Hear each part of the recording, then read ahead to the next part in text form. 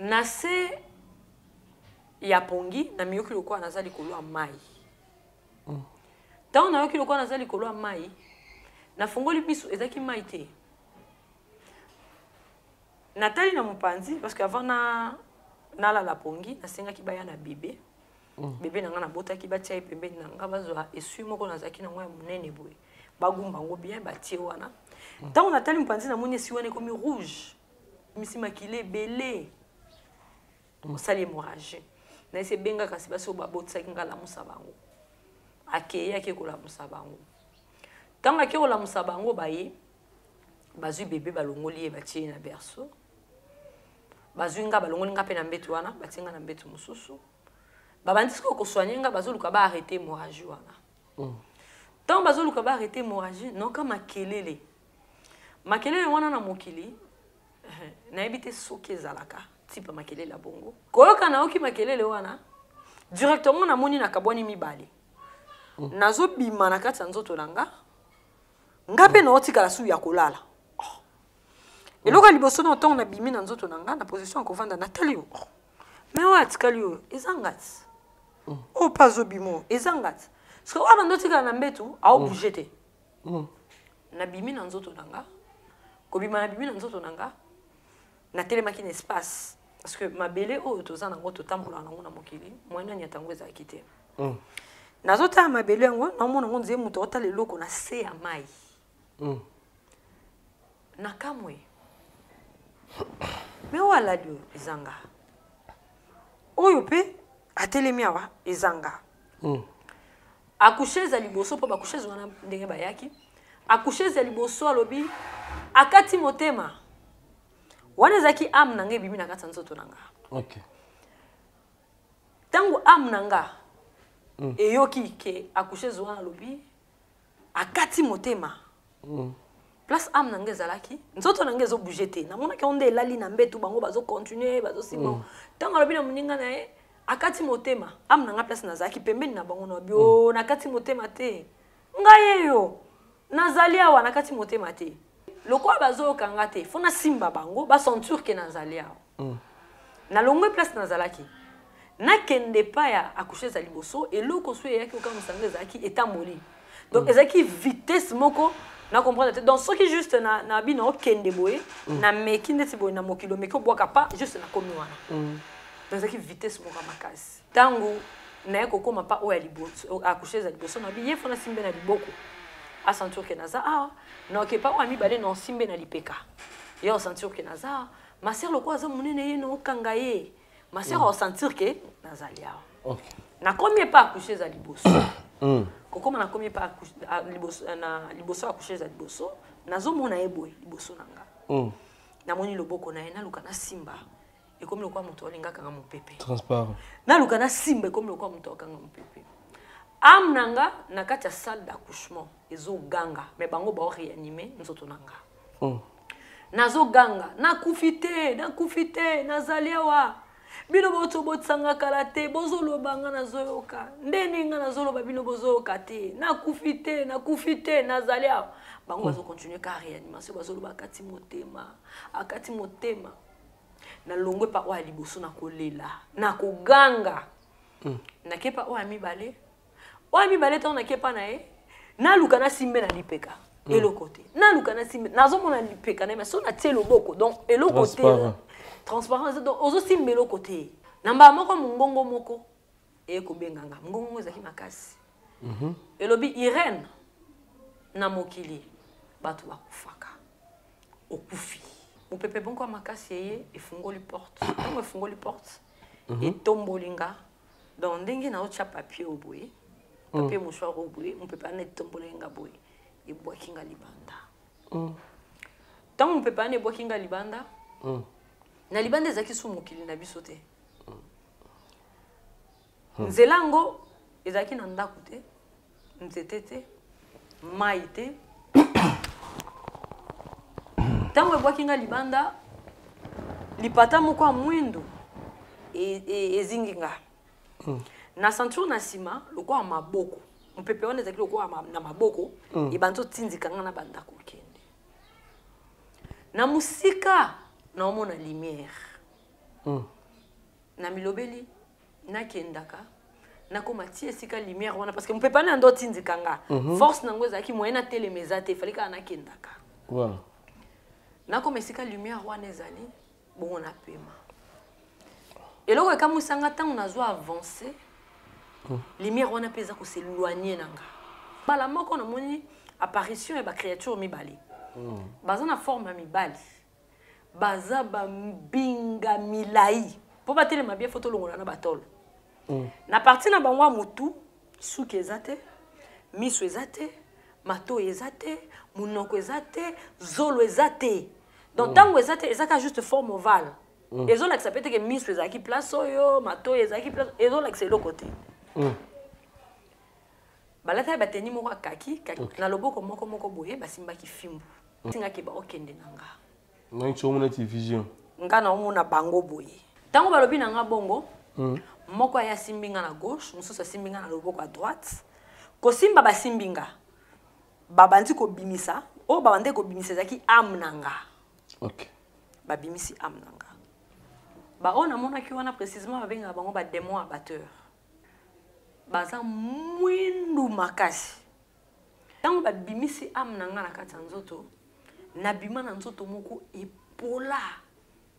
epola makasi nzoto moko salite ya makasi nazalaka ya kotelema tout droit te nazalaka ya kogumbama mpona mokongo na nga ezalaki na kunki moko ya monene mpe molai makasi na mokili mpe namoni moto akunki ya bongo te wana ebimi wana ndenge okufaki kuna kaka ndenge nakufaki wana donc ntango kaka babimisi ame na nga na kati ya nzoto oyo epa bademo wana nde sikoyo naye komimona bongo nzoto epola mpenza sali te nakunki wana na mokongo na mimoni bongo na bandeki kolela parce que nzoto wana yando osala pasi ezalaki faible esala pasi na mbala moko namonaki babimaki bakei babengi papa na biso ntango babengi papa kokota okota na porte ame na nga ezalaki na mopanzi oyo na bademo na banzimba moko benga papa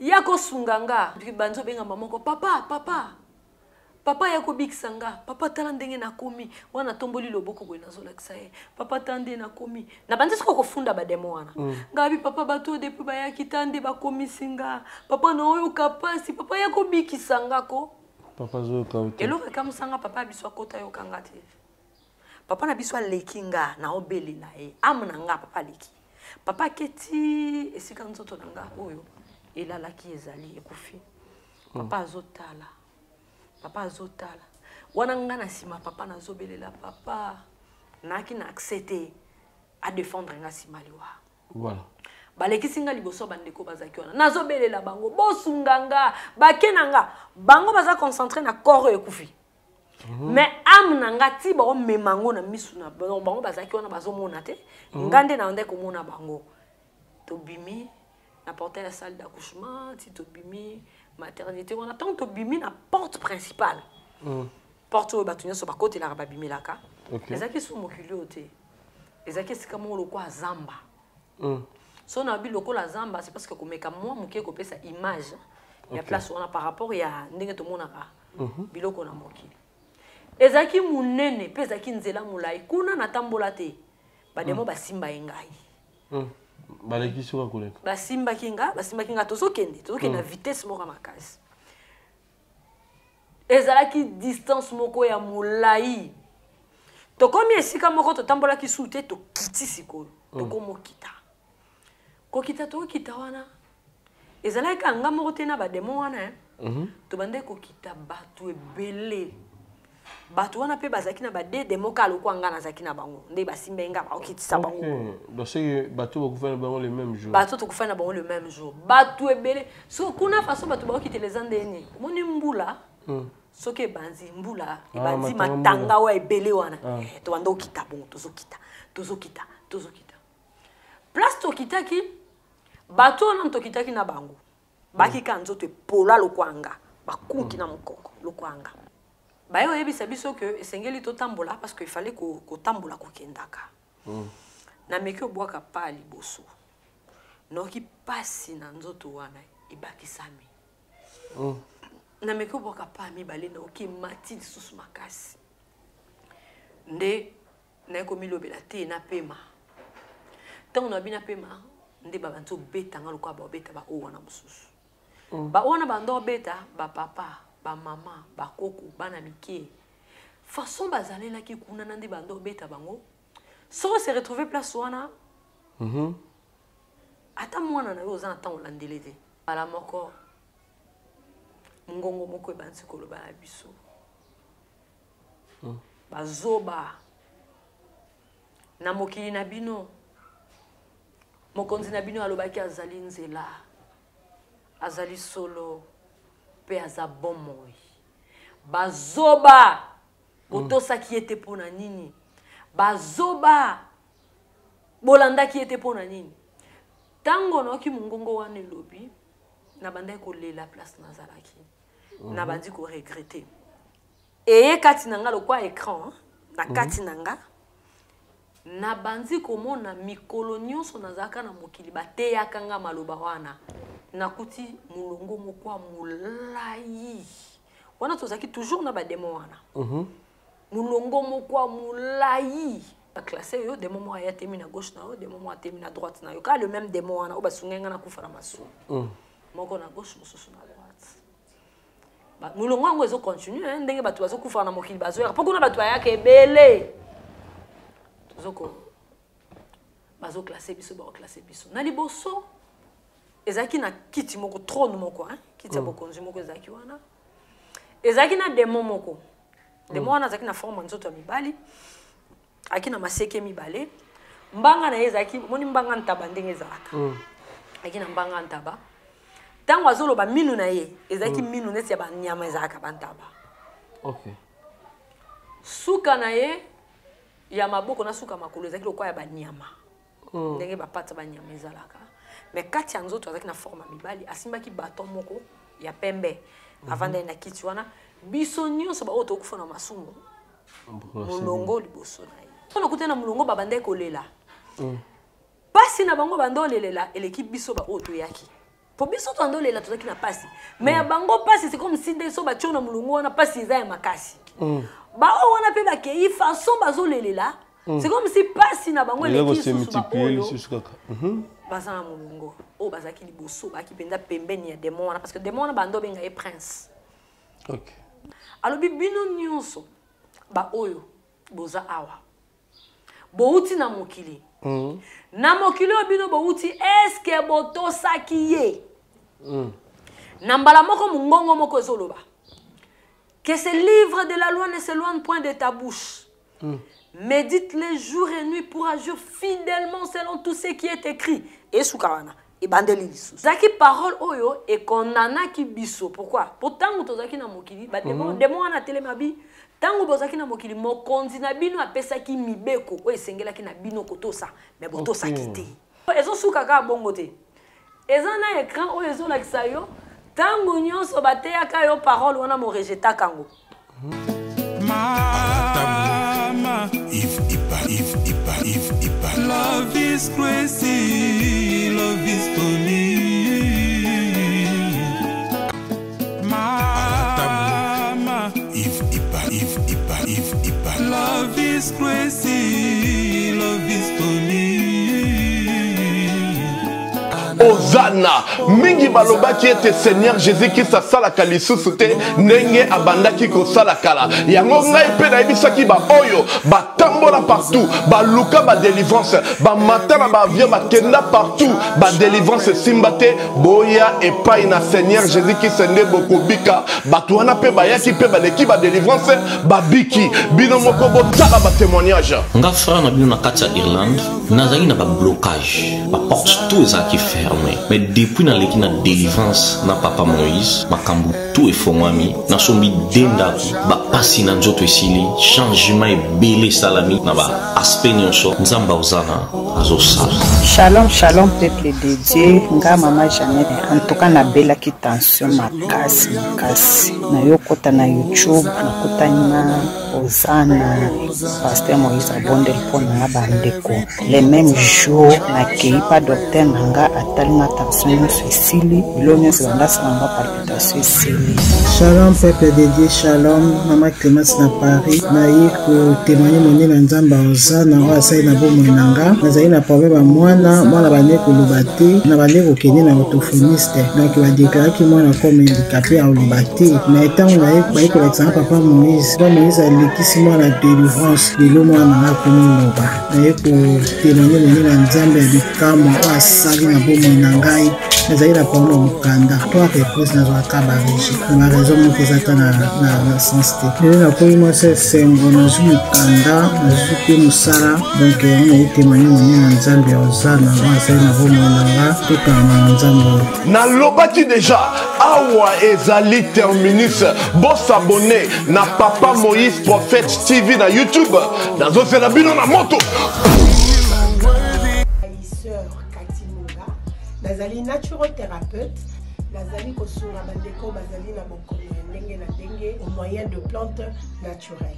Bandeko bazana ba problème ya ba hémorroïdes interne tout comme externe, infection urinaire, prostate, azoospermie, obota et Shalom, shalom, peuple de Dieu de partout. Vous qui suivez cette grande émission, la retraite chrétienne avec Yves Ipan, tout secrétaire d'info. La finale avec la série continue toujours dans votre chaîne Super Promo D140. Voilà, nous sommes déjà avec une maman, Azaki Bongo Mouei, des fois comme ça, Nzambe Asungi, Azanabiso vivante. Alors, Azali Bongo, na kombo ya Mama Irene, tu bingi na kombo Mama Irene, tu zani awa toko témoigner, mouni na Nzambe. Et je crois bien témoignage où il édifie bana Nzambe et belé bota la biso pour tout luka pe mo tango molai Nzamba songi lelo tuzanae awa to témoigner moni Nzambe wana. Maman Irene, bonjour d'abord et puis santé na yo ya église Christ Mobimba. Bonjour papa Yves. Bonjour Maman Irene. Nzamba zaloku muntu monani sumukolo lelo. Amen. Oui, santé ya corps du Christ ezamara ngolo Nzambe. Voilà. Yesu Christ sa bisongolo. Afin Nzamba sangisi biso lelo. Oui. Pendant tant molai to lukio na témoignage de ba kokisi ngolelo. Oui, na bolingo. Oui, na bolingo pe mawana à permettre comme il est le maître des temps. Il m'aura permettre les autres monde na sous. Amen. Le sambo pour la bande ko balanda biso balanda biso religieusement et puis baza l'éclairer par rapport à au mieux surtout Nzamba ko pesa yo comme loba à travers émission. Bon, il qu'on a coupé koloba juste zali. Seigneur Jésus-Christ au hasard, maître de toute âme, maître de toute chair. Au hasard maître ya ba être nyonso. Oh, un jour ndenge Bible zolo bato comparaître liboso na ye. Asunga biso na émission il est kamalam. Et puis émission oyo est apporté un plus na vie éternelle ya moko na moko. Et sunga moko na moko pour nous préparer malam éternité na kombo na Yesu Christ. Amen. Tu benga maman prophétesse, maman pasteur, to sœur Irene kaka. Po ebeli bazala kaso leki na passage wana malamoko maman Mosako. Naza toujours sœur Irene Ndungu Butumbi Bwanzambi, comment mulai. Parce que si maya kobala Butumbi Bwanzambi yo bakisama naza toujours sœur la sœur Irene. Merci. Maman Irene, benevota la biso, témoignage d'ayo. Je crois bien que les gens vont partir belé bientôt. Au salle fort, il y a que le caca, copie sarabino toujours va partir ndambo. Alors, et ça les makandé nini pour que Maman Irene akufa et puis azonga les choses dans moi. Merci beaucoup papa Yves pour la motona. Sœur Irene, au Nazali. Dans le bac, juste un golou et un zambé. Parce que le Seigneur m'a fait grâce. C'est loko na préparé kate, c'est loko na eba kate, mais juste qui volonté à Jésus Christ na katia vinanga. Le Seigneur Jésus-Christ a permettre parce que na côte à 2 fois dans ces jours de mort. Donc on a ça l'expérience ya kokufa 2 fois. Et le Seigneur Jésus-Christ a permis cela. Pona koya koyebisa libota na ye makambo oyo ezali koleka na sima ya liwa. Pourquoi? Ezana eloko mo ba bisenga balobi batu bayena mokili oyo babosani ke baza ba pèlerin balikinzela. bato baye na mokili oyo bamesani na mokili babosani ke mokolo moko tokozonga epai ya Yesu Kristo. Alors liwa eza moko ya banzela oyo moto azozonga epai ya Yesu Kristo. Esima liwa eza na ba réalité oyo eza ya makasi pe ya somo na bato baboyaki Yesu Kristo tango bazalaki na mokili. Le Seigneur Jésus-Christ m'a fait grâce ya ko kende dans ces jours de mort, ko vivre makambo ezoleka na kuna pe ko pesa nga mission kozonga na mokili. Précisément kozonga koya koyebisa batu ko témoigner parce que nga batinzinga na te yate. Je crois au cours ya émission na koloba pourquoi batinzinga na te yate. Batinzinga na ya juste ko témoigner. Na ya ko témoigner. Na pesa témoignage, na expliquer batu makambo nga na moni sima ya liwa. OK. Avant le 17 janvier 2005, nazaka nanga mo Kristo lokwa ba Kristo nyonso nde to monaka. OK. Nayaka ndako ya Nzambe. Nasalelaka Nzambe, nazaki plus na service ya protocole. OK. Na église nazaki nanga mo Kristo. Nazaki na apparence ba Kristo. Et na ndako natikala oza mo Kristo te. Parce que elateli nanga ezaki mabe. Okay. Na banga ba kolote, nazaki impoli, nazaki na via ba bar, ba boîte, ba makangu, ba zemi na longolaka, donc nazaki na vie moko ya désordre sexuel, nyonso ya mabe, nazaki ko salango. Mais na église, nazaki kolata ilamba na ngai ya mulai, ebumbi nzoto. Na église, nazaki na nga mwana malamu. Alors c'était difficile. Na église, oyeba identité na ngai ya malamu. OK. Seul le Seigneur Jésus-Christ ndayeba ki identité na nga. OK. Et tant on a zozonga na mokili ba yebisinga boye. Ils ont des événements au biso bato na mokili. Toza na esika ya kokima ngote. OK. Événement liboso ba yebisinga balobi eza liwa. Liwa eza na moto moko te ako échapper tango ekoya na liboso na ye. Tomona bato na mbongo kokufa. Tomona babola kokufa. Mikolo bana mikie bakoko catégorie nyonso tu ya batu bakufaka. Et ba ebisinga ba bina ya na ebisa batu na mokili ke ba oyo nyonso bakokufa kati na masumu nde ba okenyo kwama. OK. Ba o bakufa ba Kristo nde bakokenyo kopema. Événement mibale ba bieza kozonga Yesu Kristo. Bato balinga te. Bato bandima batia tembe mukolo moko Yesu Kristo azonga na mokili oyo. Amen. Et kozonga Yesu Kristo na mokili oyo, Yesu akoya kozwa mutu nyonso te. Jour enlèvement, ba bisinga balobi yebisa bato na mokili akoya kozwa mutu nyonso te. Akoya kozwa ba Kristo.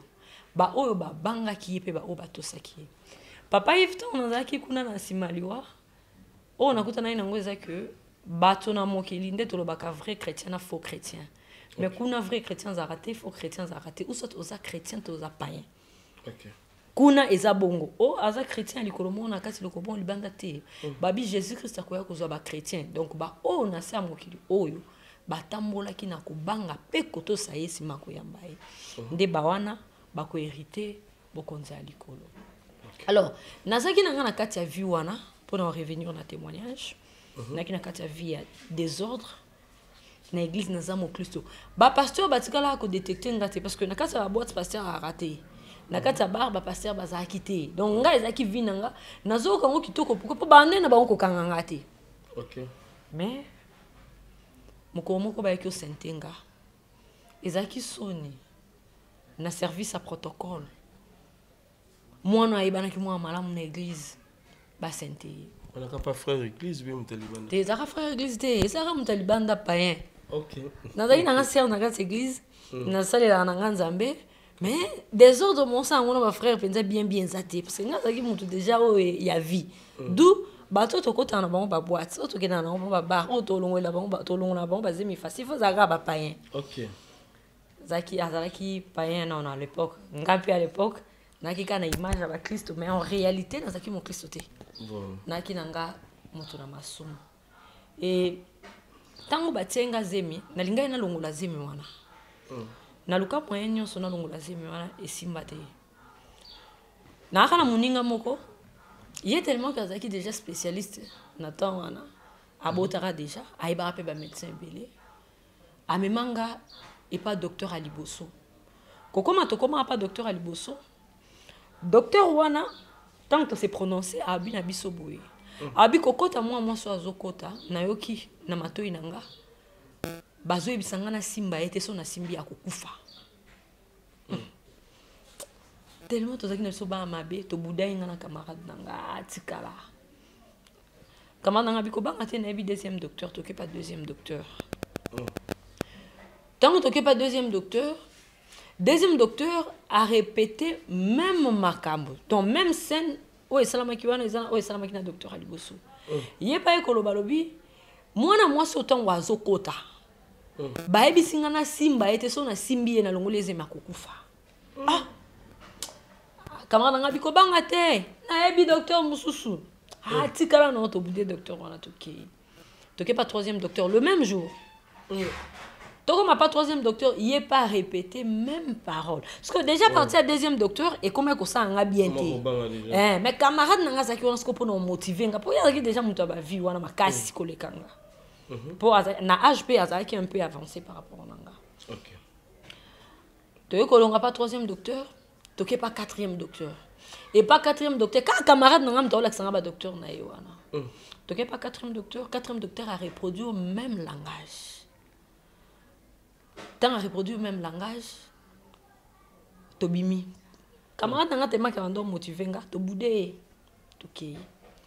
Pas cinquième docteur. Il y a eu ça n'a pas banga te mususu. Toke pas cinquième docteur à Zumbongo parce que Tito Tambola il sait comment est déjà pourquoi. Abina pourquoi boimana longolose mesate.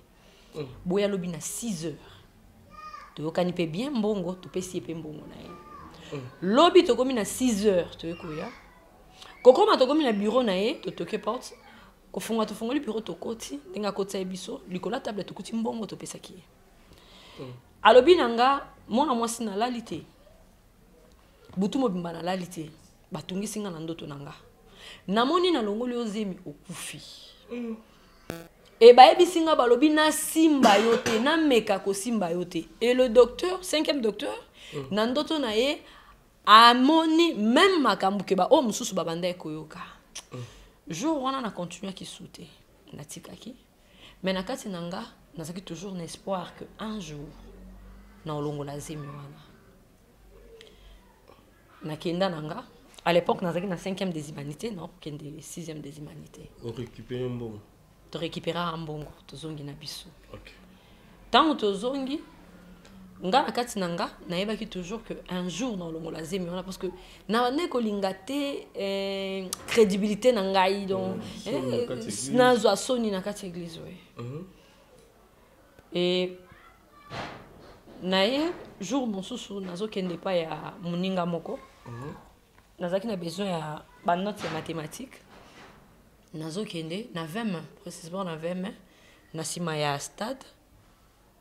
Et bakoto ne comme moi ba rebelé à l'époque ba rebelé za ki penze belité. Na ndenga sima wana. Na kepa muninga na zukaye. Tant na zukaye mathématiques nazo zonga. À l'époque nazaki pa ko na 7e ré na limité. Tant nazo zonga naoki mutu mo abenginga partir sima mona mwasi telema wana na nazemi nanga mutu na ndaku ayebaka te à l'époque wana eza ba combien de mois déjà mutu ayebaki te wana ezaki presque ba 2 mois mutu ayebaka te. OK. Tango naoki mona mwasi telema na baluki Nathalie abisinga yo parce que na nzela wana ezaki kanga na ye abisinga yo Nathalie na kati na milobi na na makambo bazemi oza na olinga na longolango na trouver solution te mutu azo benga nga lisusu. Tara à l'époque déjà moi na mabe. Na continuer kokende. Na ko continuer kokende. Aye ko ebisanga iboye. Mwana mwasi. Telema na zana eloko ko ebisa na budeye. Mais eloko ekamwisanga ali mwana simananga aye ko apparaître liboso nanga. Oh. Eloko na ekamwisinga. Na bize no bi yo zaki na sima. Mokomi liboso ndeni. Sko tango abenganga déjà loko esala kiwana esala nga bien te. Na continuer kokende. Ayo benganga na kombo nanga Irène. Tango abenga Irène, ayo bisinga lobi ozana zemi. Ah, on est équipe prise à suka. Akangi. Po na linga kite mutu ayeba. Donc ezaki vraiment confidentiel. Donc ezaki entre ngai muninga nanga wana na papa et moi nanga mobali nanga à l'époque. Ah, ndenge nini mutu ayebi naza azemi na mekina sa mutu makasi ayebi singa kombo ya koko nanga seke mutu ayebi nga singa kombo ya mama nanga abandi koyebisa nga ba kombo ya batu na famille. J'ai compris que c'est une personne oyo ayebi nga abinanga ozana zemi okobota mwana mobali mwana ano okobota akozana na 2 kg 400 et c'est vrai nabota mwana mobali tant nabota kiye azaki na 2 kg 400 tant nabota maki. OK. Abisinga lobi batindinga na koyebisa okolongola zemi ote nzamba azo visiter yo na nzela ya kobota. Et abande kopesa nga mo instruction ezaki ebele na tawana na komaki quand même kopesa matoi na yokaki ye to commencer la route ensemble. Abandi kopesa nga ba instruction eta biloko mususu ba yebisaki ayebisanga abandi ko solola nanga ezaki mo makambo ebele azo solola nanga na tuni ozana nani aseki ovandaka wapi ayebisinga lobi na vandaka na ba place neti boy parce que place ala kisaki nga en face na mona ke ezaki église ngabe vandaka na ba place neti boy abia biso ba place neti ya boye tozalaka biso batiaka biso na ba place ya boye. Bon, Erwana, c'est comme si l'esprit n'anglaise qui est un peu fermé. Moi, il a posé la question et belé. Tu continues à être tout ça. Tu es Coco Mati na Macadam. Et si il fallait un transport, il y a qui t'a vers 7e. Coco Mati comme na Macadam, il y a tellement qui m'panzi nanga, na qui m'a kelele, m'panzi mususu. Tant que makele mpanzi mususu na talika mo minutes muke bona zonga azate. Na bantu otu na sko bato tozaki na bango na arrêt. Nazaki na mutu mo na telemina ye bomoni ete bomoni nzela kete po eka musinga na tali na monite bispe ya kiliboso te. Ba bisinga ba bezaki na mutu te tio ya kia ozaki yo moko nga bisinga te. Nazaki na mutu to bande ko sola na ye. Bato bazaki na bisinga ba bi obande ko solo la te. Obandi ndeko lobaka asiko. Nasi bango na obité nazaki na mutu. Alors na moni que ngana bango to se comprendre te. Na vanda ki kimé na transport. Na kena ndako na ki ko expliquer koko nanga. Ta magam na kutena ngona nzila. Loko aye pas zaki mo Kristo. À l'époque azaki na mokili. Ayebi singa lobi Irène wana nzambe nda visiter. Ozana zemi na bisi pe vérité na zemi abi kolongola te. Nzambe ako visiter yo mais to yebite lo lenge nini ako visiter lo kona lobi bomba zemi yo bomba zemi wana c'est alors que nazwa ka décision ya kolongola sous zemi te kotika zemi wana na bomba ki zemi 9 mois mais na parcours ya zemi nanga ezaki un peu na ba chose étrange oyo bandai ko passer comme quoi na parcours azemi nanga ezaki so na lali et bando sa na mutu moko azambinga mulai pembe okota iti mulai na eso likota mutu okokate azaka na robo kwa pembe ande ko ya ko enseigner nga la enseignement ndo pesa nga ko enseigner nga sur bolingo sur le pardon sur la justice ba bilo ko ande ko enseigner nga ka ba bilo moko malamu et ceux qui na meka ko silika na journée ya ko ya enseigner nga sur la colère pe ba conséquences nango ya mabi. OK. A repesa nga pe ba verser oyo il faut méditer boyer, il faut ça la boyer, il faut ça la boyer. Et na journée pe nanda ko yoka mongo na ye. Na journée nanda ko yoka ye, so ngine temeki na silika na journée, okoyoka na yo ki voix na ye. Moi pe ki singa ko silika te. O ezapo na yo te. Sima ya ko bon passer 9 mois, et sengela na ke bota. Erna ke ndo bota. Na bota lokwa moi signyo so bota normal, na voix basse. Na bota na intervalle il y a 23h puis 23h30. Ba on a déjà nazaki fatigué. Il fallait na la pongi, ba la senga kana kati salle d'accouchement, ba mbetu moko zaki wana. Na se ya pongi na miyoki lokwa nazali kolwa mai. Tant na yoki lokwa nazali kolwa mai. Na fongoli biso ezaki mai te. Nathalie na mopanzi parce que avant na la pongi na senga ki baya na bébé. Bébé na ngana bota ki batia pembe na nga bazwa esui moko na zaki na ngoya munene boye. Bagumba ngo bien batie wana. Tant Nathalie mopanzi na moni esi wana komi rouge.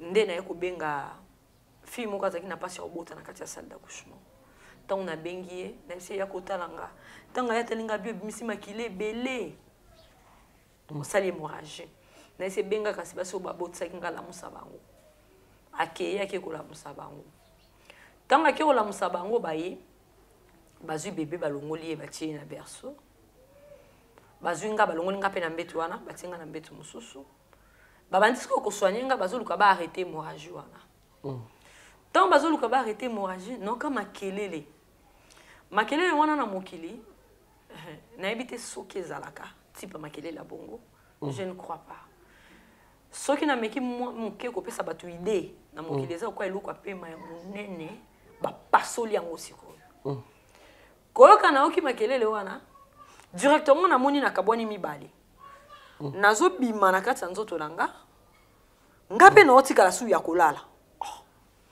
eloko liboso na tonga na bimi na nzoto nanga na position ko vanda Nathalie mais wa tikali yo ezangati o pazo bimo ezangati parce que wana ndotika na mbetu a bougete na bimi na nzoto nanga ko bima na bimi na nzoto nanga na telemaki na espace parce que mabele o toza nango totambola nango na mokili mwana nya tango eza kite nazota mabele yango na mona ngo nzie muto otala eloko na se ya mai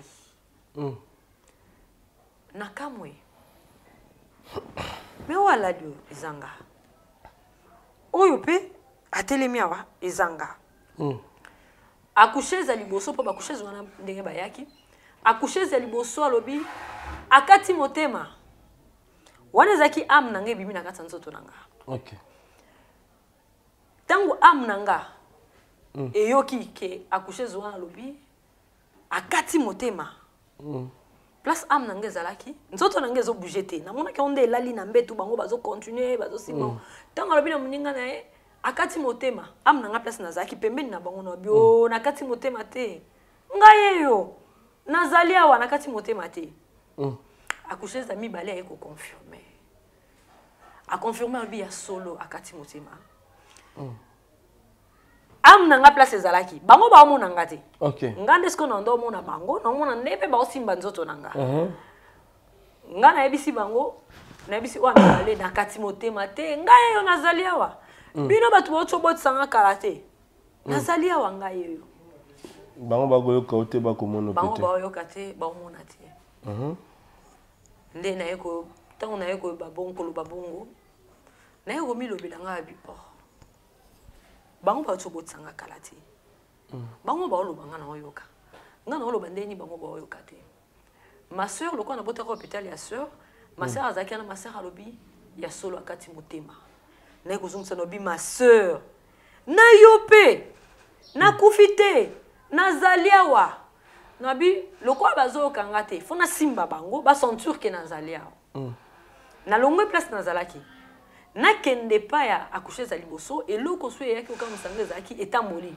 donc ezaki vitesse moko na comprendre donc ce qui juste na bino kende boye na meki ndeti boye na mokilo meki obwaka pa juste na komi wana donc ezaki vitesse moko makasi et tango na yeko koma pa oya liboso accoucheuse liboso na bi yefona simbe na liboko a sentir que naza na ke pa ami bale na simbe na lipeka yo sentir que naza ma sœur le quoi ça monene ye no kangaye ma sœur a sentir que nazalia okay na combien pas accoucher za liboso kokoma na combien pas liboso na liboso accoucher za liboso nazo mona eboy liboso nanga na moni loboko na ye na luka na simba et comme le quoi moto olinga kanga mopepe transparent na luka na simba comme le quoi moto kanga mopepe am nanga na kati ya salle d'accouchement ezo ganga mais bango ba réanimer nzoto nanga nazo ganga na kufite nazaliawa bino boto botsanga kalate bozolo banga nazoyoka ndeni nga nazolo bino bozoyoka te na kufite nazaliawa bango bazo continuer ka réanimation bazolo bakati motema na longwe pa wa liboso na kolela na koganga na kepa o ami bale to na kepa na e na luka na simbe na lipeka eloko te na luka na simbe nazomona lipeka na mais so na tie loboko donc eloko te transparence donc ozo simbe eloko te nazolela bino boto botsanga kalate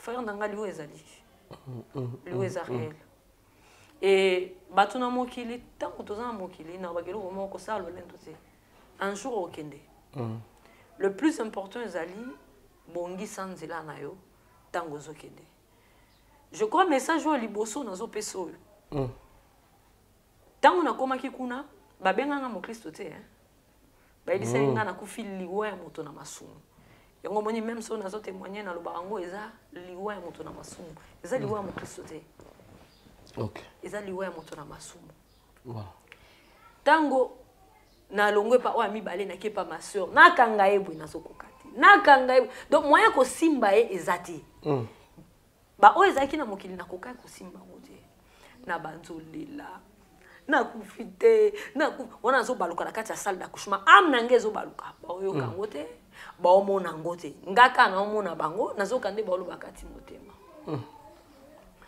namba moko mungongo moko eko benganga mungongo ezaki makasi elobi Irène na mokili bato bakufaka okufi ngonga na tango lobi bongo na bandisiko kozonga na sima na bandozonga na sima kozonga na ndeko kozonga na sima nazokende ti esika balalisaki bébé na berceau kozonga na ozonga na milobeli na bi nakende nakoma ti esika bébé na ngazali nazwaye nakende naye pona nini na ndeko milobela bébé na nga uti obota masika est-ce que za na mutu moko akobokolelo kwa mwana oye moko aboti est-ce que tango otika na mokili za na mutu moko akolinga ye lokwa mwana na ye jamais nazwaye nakende naye nakomi ti na berceau esika bébé azalaki mwana na otaki obota ya quelques heures nameka kosimba ye nazokoka même pas kosimba ye nameki kosimba ye nakokoka même pas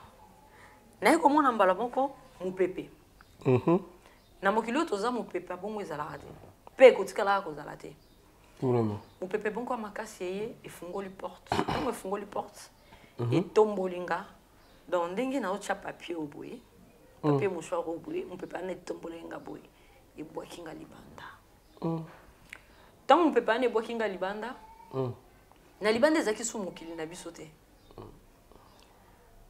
nzela yango ezalaki na ndako te nzete te mai te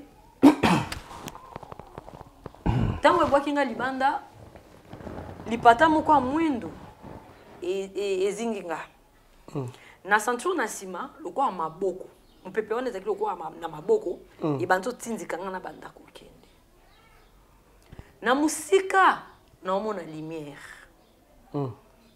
na milobeli nakendaka nakoma ti esika lumière wana parce que mopepe wana ando otindika nga force nango ezalaki moyen na telema eza te efali kaka nakendaka voilà nakoma esika lumière wana ezali bongo napema eloko ekamwisanga ntango nazwa avance lumière wana mpe eza koseloigne na nga nazwa avance lumière wana ekoma mosika bongo ntango nazokende na nzela susi na nga ezalaki mwana na nga atikali nauti kobota ye esika est ce que eza na moto moko akobokola ye est ce que eza na moto moko akolinga ye mopepe wana etindiki nga distance moko ya molai nsima nango ekobalola nga ntango ebaloli nga nafungoli miso nazalaki na hôpital parce que avant nakufa ndenge moto nyonso akufaka akendaka nasalaka nano arrêt cardiaque 2 fois nasalaka arrêt cardiaque 2 fois après nde nayaka mpenza kokende donc ezalaki na kati motema nazongi na kati motema nazongi nsima nde nayaki okende ntango mopepe wana kaka ebaloli nga na ceinture naza déjà na chambre pese nazalaki na hôpital nini na bota na maternité ya Monsoso OK na limité oui bongo naye komimona ame na nge bimi lisu na nzoto ntango ame na nge bibi na nzoto na nge etikali mopepe ane ye fungoli sous porte pour la deuxième fois etomboli nga ntango etomboli nga ememi ngai kaka ndenge nakendaki liboso ememi nga distance moko ya molai mopepe ane ememi nga distance moko ya molai ekena nga ekomi place moko ebaloli nga ntango ebaloli nga naye kolamuka naye kolamuka naye komona baakushe zo babotisaki nga pembeni namoni baminganga moko bazalaki pembeni ma soeur bazalaki wana. Alors ntango nalamuki badocteur wana bazwi ma soeur bakei na ye mopanzi natikali na baakusheuse wana bandai kopose nga baquestion e batuni nga soki eza mwana na nga wana en esprit non wana nalamuki déjà parce que nasalaki arrêt cardiaque deux fois nakati motema nazongi nakati motema nazongi sikoyo deuxième fois ntango nazongaki nde baakusheuse wana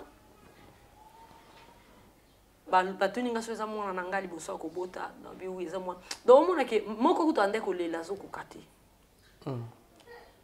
eyo osala ke badocteur ntango bake na maseur pembeni na mosika ntango baoloba na ye nga azalaki na kapasité ya koyoka bango bayebisi maseur mwana oyo tosali nyonso tokoki osala la fille azala lisusu invité nayoki bango place nazalaki natali baakusheuse natuni bango nga na okufa babi te okufa te tosala nyonso mpo bika nayesi bango lokola nga na eloko asuka na kosenga bino ezali mwana na nga nauti obota ye kala te nauti obota mwana na nga kala te bozwela nga ye botia ye pembeni ntina okata motema nataka elongi na ye ezalaki facile te koyebaki ozokufa ozotika mwana aza bebe moko aboyaki mosusu alobi te volonté ya suka ya bomo ya moto tokokisa yango bakendaki bazwi bebe baye batie ye pembeni ma soeur na baminganga wana baye pembeni natuni bango nga na okufa babi te okufa te na bandi sikoyo koexplike bango makambo oyo ngai nayokaki bango baoloba na mbala moko namoni apparition ya bacréature mibale baza na forme ya mibali baza bambinga milai mpo batelema bie foto longola na batolo na parti na bango ya motu suki eza te miso eza te mato eza te munoko eza te zolo eza te donc ntango eza te ezaka juste forme ovale ezolakisa pe teke miso ezalaki place oyo mato ezalaki place ezolakisa eloko te balataki bateni moko akaki oyo ndeti esalanisi ezwa sali te na loboko moko boye basimbaki fimbu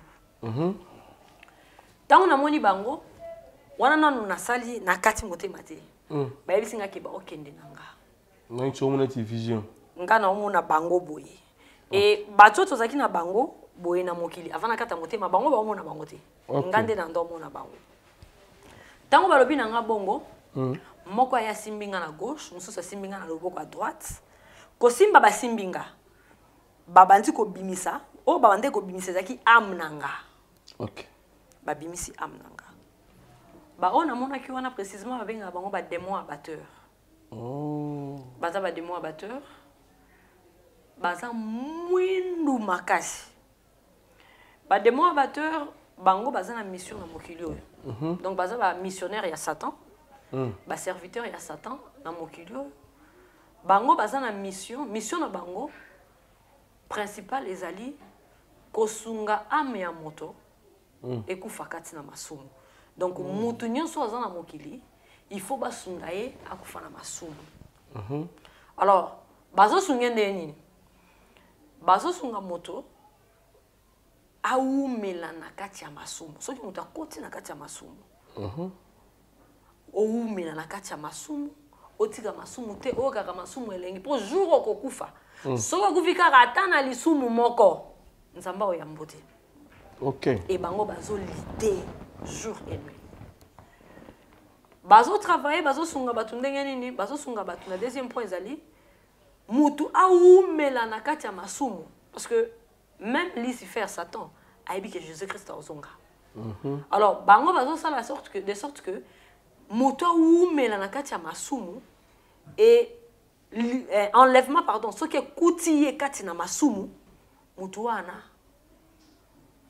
azala enlevé te atikala na période bazobenga période ya tribulation donc bango bazolite jour et nuit moto ame na ye ezala perdu alors badémon wana bango bazalaka na bato bakoti na kati ya masumu balingi kotika te bakonfese te bato babomba ba masumu na bango soki ozo continuer c'est que oza na bango soki ozwi décision ya kotika okonfese masumu na o otiki bango bakite yo so lokwa nga nazalaki soi-disant mon Christo mais en réalité na nga mon Christo te nazalaki na bango et ba demo wana mingi na mokili komona moto azokufa baye kozwanga tala bango yeyo tala bango wana na miso mokili na physique au mona bango te yango moni bande on a biso mosusu bakendaka ke na fenêtre tant moto azo bunda na kata motema azolo ba ye wana na fenêtre bino bokela na fenêtre au monete pourquoi lokola nga ngonga nga kokufa kokaki et que bango bazalaki nanga bayaki na ngonga wana te bazalaki nanga tant nazaki na mokili bango nde basungaki nga alors lokola na ndeko kufa kasi na masumu esengelaki na bango tomona na biso ngai na bango po bango nde fo bakende na nga OK tango babimisi am na nga na kati ya nzoto na bima na nzoto moko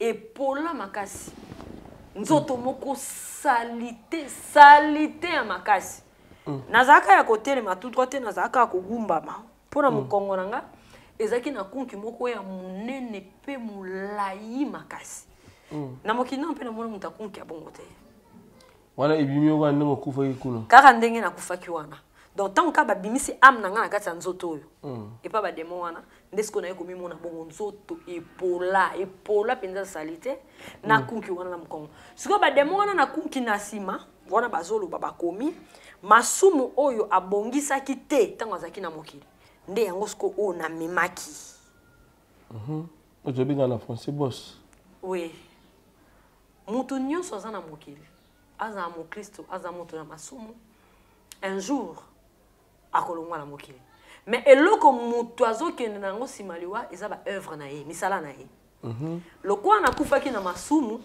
esengelaki na kende na masumu ezaki misala na nga ba œuvre na nga nde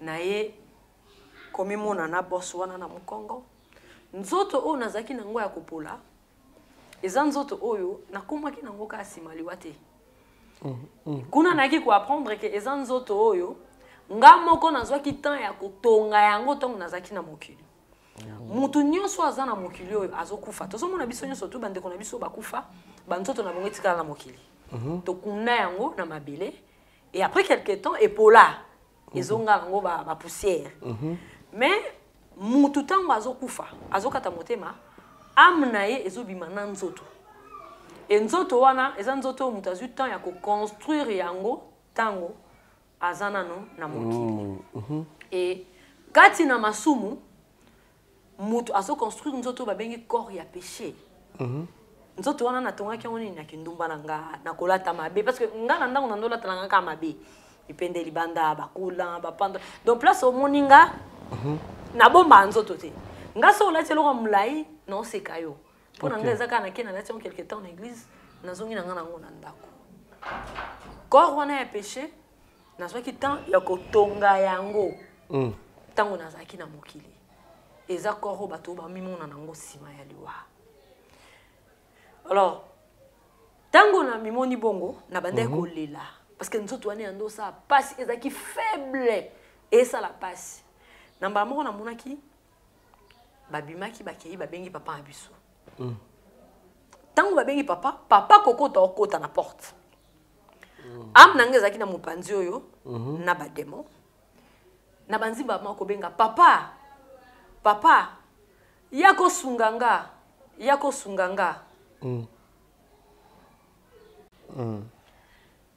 tango bakoti papa na biso komona na moni c'est comme si nazaki soulagé na banzimba mona am nanga nzoto nanga ezaki ya kolala wana ya kokufa wana na morgue bien te wana na morgue te kana kati ya salle d'accouchement nzoto nanga ezaki ya kolala wana namba moko na banzo benga papa po bademona bazaki pembeni nanga na banzo benga mamoko papa papa yako bikisanga papa tala ndenge nakomi wana tomboli loboko boye nazolakisa ye papa tande nakomi na bandi siko kofunda bademo wana ngabi papa bato depuis bayaki tande bakomi singa papa na oyo kapasi papa yako bikisanga ko papa zo kauta eloko kamusanga papa biso akota yo kanga te papa na biso lekinga na obelela ye amna nga papa leki papa keti esika nzoto nanga oyo elalaki ezali ekufi papa azotala papa azotala wana nga na sima papa nazobelela papa papa papa na omona pasi papa yo sunganga ko papa na biso alongwe mupanzi atie misapi na miso aye kotelema pembeni nanga na tibwe nazobenga papa papa papa yako sunganga papa na omona pasi papa bato depuis bayaki wana siko nazolakisa ye bademo wana bato depuis bayaki baosala nga pasi papa biso azaki na ye concentré na corps nanga oyo ezalaki wana ya kolala ya kokufa namoni bakoti bandeko mosusu parce que na butu wana babengaki bango bayaki bakoti bandeko mosusu baye baoyo bazokota nazobelela bango boya kosunganga ko nazomona wana nazoka pasi na mokili pasi wana ezalaka te nazoka pasi na nzoto wana nazalaki faible kilo na memaki elekaki parce que masumu wana ezalaki na mokongo ezalaki opeze masumu epezaka makasi nazolela na obi nazoka pasi bosunganga bato depuis bayaki botala nde bazosalanga bakoti wakoti atelemi batika disco baotala corps nanga naoki bango babanzi oloba bon irene andoke nene église hein irene abandene kosambela abandene pe kosalela nzambe bon molimo ne kepe makana kimia tangu balobi molimo na ye kepe mana kimia nde sika na ganga kisuma kasi nazana kimia te nazana kimia te nazana pasi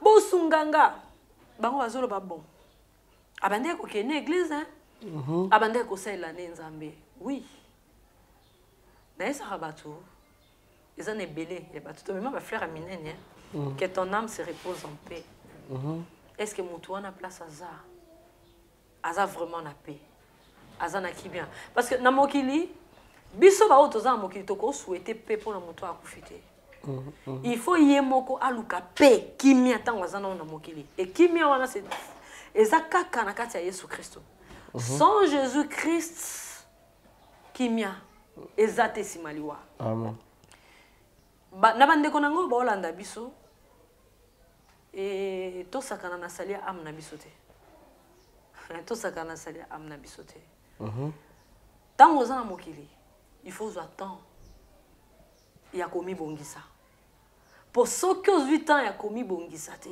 eza pasi lelo peut-être nazo betango lo kwa lisolo ba o bazo kufa ba okekuna réalité bazo kende ko vivre yeba que soro koti kuna eza aller sans retour au moins le Seigneur m'a fait grâce ya kozonga na mokili eza ka ngolu yango na pesa ke ka merci parce que na kanelo ko yebisete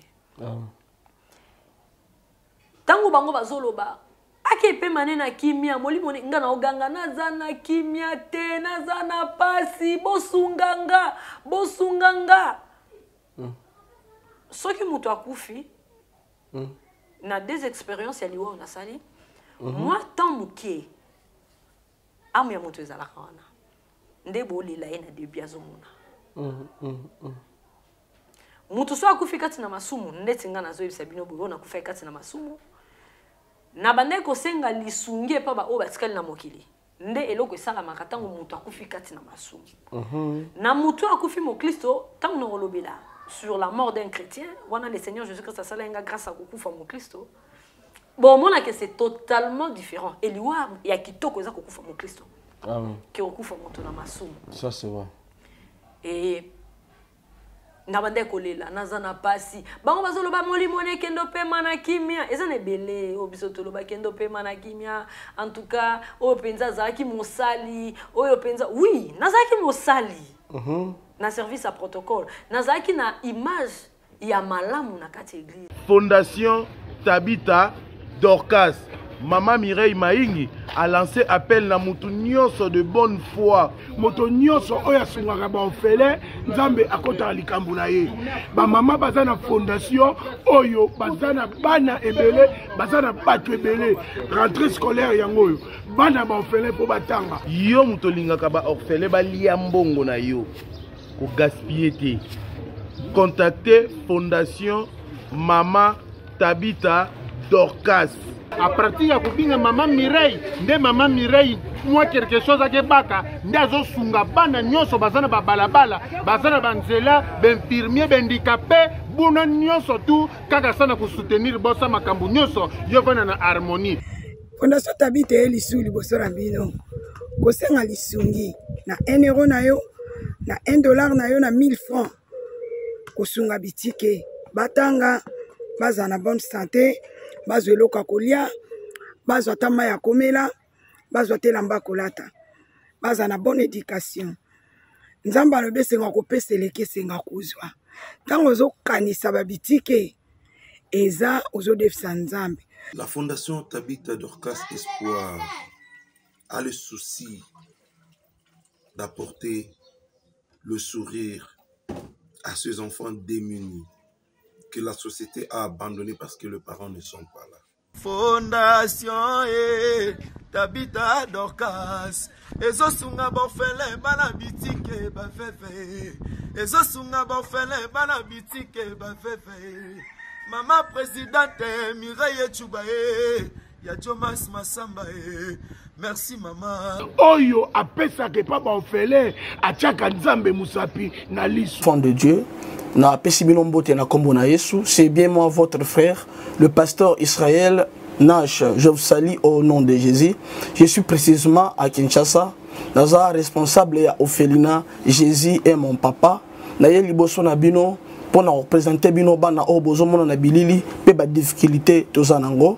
Na bandaki musala oh ça fait longtemps ya koboko la bana selon ainsi dit l'Éternel. Mais ba difficulté Ezamingi, difficulté ya loyer parce que tozo foute là et puis difficulté au foute là bas na Minerval pour to chute au bandaki to pesa qui avance mais tikali ndambo nazo banga ke bana oyo bakata classe bakoma nango na sukate. C'est pour cela Dieu m'a mis au cœur na lancé message oyo na batu nyonso ya motema malamu basunga bana oyo bozomona na bilili bana oyo bozomona na bilili ndambo na juna rond-point Ngaba ndambo Victoire ndambo limité et puis ndambo l'état pesingai pona bande kolanga nyonso ba congolais bobi ba réalité nini to passer nango na mboka soki nga simple individu na ndimi kozwa bana o na bokola na ainsi dit l'Éternel soki l'état s'est décidé to mona suba fazer na nzelate c'est difficile ya osala ngonga moko c'est pour ça nazo lancer appel na bana nyonso nzambe pona classe ya bana oyo pona loyer na bango kolata pe kolia na bango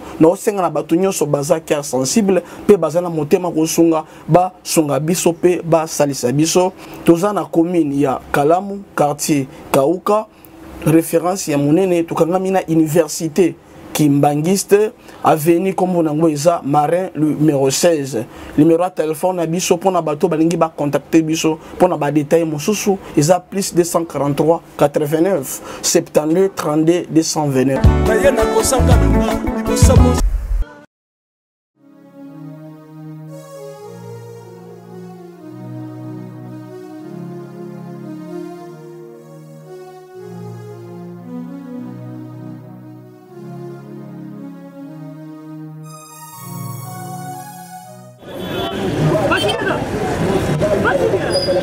DiCaprio. Ça va? Oh. Benny. Ouais, ça va? Comment nous na Nigeria wanaza na Saint-Thérèse bapesi une adresse il y a agence Paul il y a fait oui allez retour oui donc il y a besoin oui ah tu gars supposé la Saint-Thérèse bien sûr elle lui comme ça oui.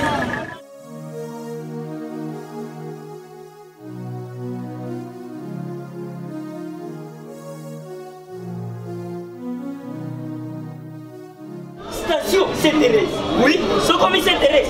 La mission. Si Maniango. Exactement. Mais ça ici, il y a Kubungate. Service. Ponctualité. Respect. Et puis bango. Bango la rapide. 40 jours. Mais nga kutu 45 jours il va pesa kiwana. Et puis kokeli tembala moko ba bengi ngai. Aza mundeni? Non. Yes, du service. Poso mwindi. Mais ma kaniside bendele. Bonjour.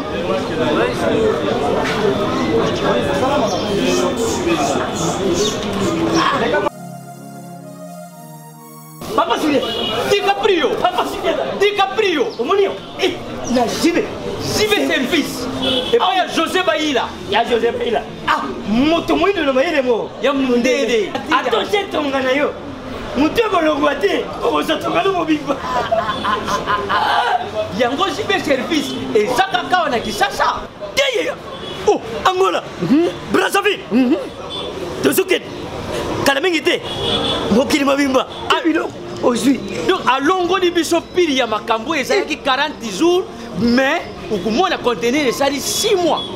Papa Sile, il y a mis ça dans ma voisine. Oh, bah ça va ne pas avec la photo. Place il y a série, il y a côté Bilo. Et ça il pas y a José Baïla. Cyber service. Et na kati église, nazaki mutu oyo, azaki na image ya malamu. Mais Nzoka ezaki réalité te. Ezana ebele abatu na mokili. Toyebi yaza mosali. Ndenge tomonelaka ye abangaka Nzambe apesaka apparence ya kobanga Nzambe, mais oyo asalaka na sima mutu ayebi aza te.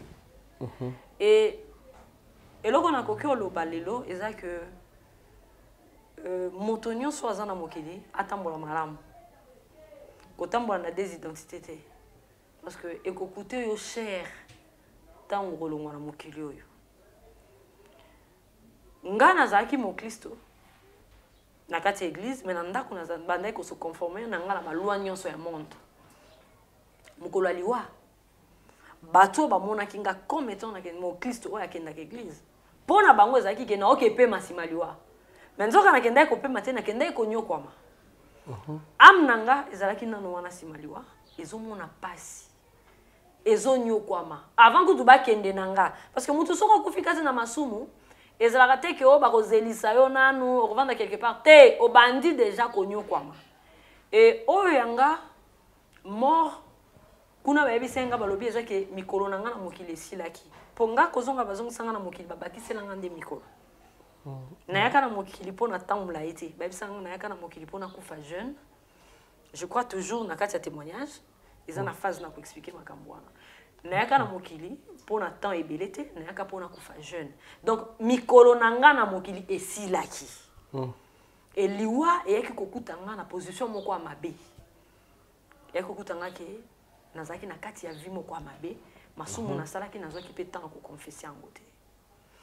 Yo moto na mokilo zolo bangana okoma koko ngai fona nuna est-ce que tant amba personne na mokili eza po nuna c'est possible nzamba tindio na mokili po humilité. Je crois la deuxième partie na ko expliquer ngo malamu temps lobela sur la mission. OK. Alors tango basisi koloba wana na okima bomba demo ba singa ba bingonge koki il faut tokende. Pona ni mutu akufia umela ne tambula ipenze bele na mokilité amna il faut kende nango il faut kende na destination ya place oyo bongisaki tango zaki na mokili tangu tozo kende ba demo na moko siminga na gauche moko siminga na droite basimbi amnanga ba disco ko bendanga to kende na banzo ganga ba lexinga liboso papa sunganga bakenanga papa sunganga pona nga espoir nanga zaki lokwa papa na biso aki matata papa na biso akwa intervenir nzoka papa ya mokili azaka limité. Mais il y a un papa qui est le Seigneur Jésus-Christ ne oyo akotaka na ba place nyonso yenda kokaki kosunganga simaliwa. Mais na mokili nga na boya kiye. Lokola nga na boya kiye parce que makambu na bandai ko sala nde bandai ko lakisa ki na boyi Yesu Kristo. Lokola na boya kiye na ki na accepter à défendre nga simaliwa. Voilà.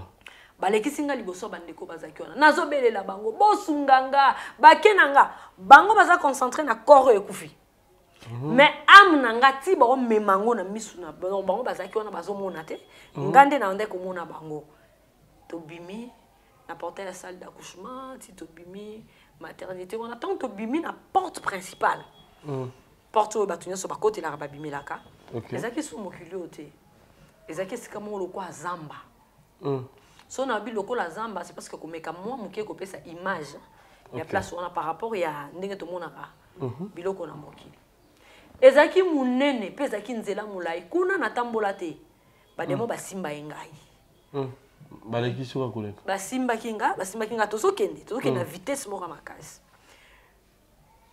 ezalaki distance moko ya mulai tokomi esika moko totambolaki su te tokiti sikoyo tokomokita kokita tokita wana ezalaki anga moko te na bademo wana tobande kokita bato ebele bato wana pe bazaki na badede moka loko anga nazaki na bango nde basimba enga baokitisa bango donc c'est bato bakufana bango le même jour bato tokufana bango le même jour bato ebele so kuna façon bato baokiteleza ndeni moni mbula soki ebanzi mbula ebanzi matanga wa ebele wana tobanda okita bongo tozokita place tokitaki bato wana tokitaki na bango bakika nzoto epola lokwanga bakunki na mokongo lokwanga bato biso tokutaki wana bango nyonso bazalaki nzoto ya kopola lokwanga esika wana okoyeba teke oyo azalaki mundele ntango azalaki na mokili okoyeba te oyo azalaki mwindu ntango azalaki na mokili parce que biso nyonso banzoto epola ebeba bakunki na mokongo baoyo tokutaki kuna bazolela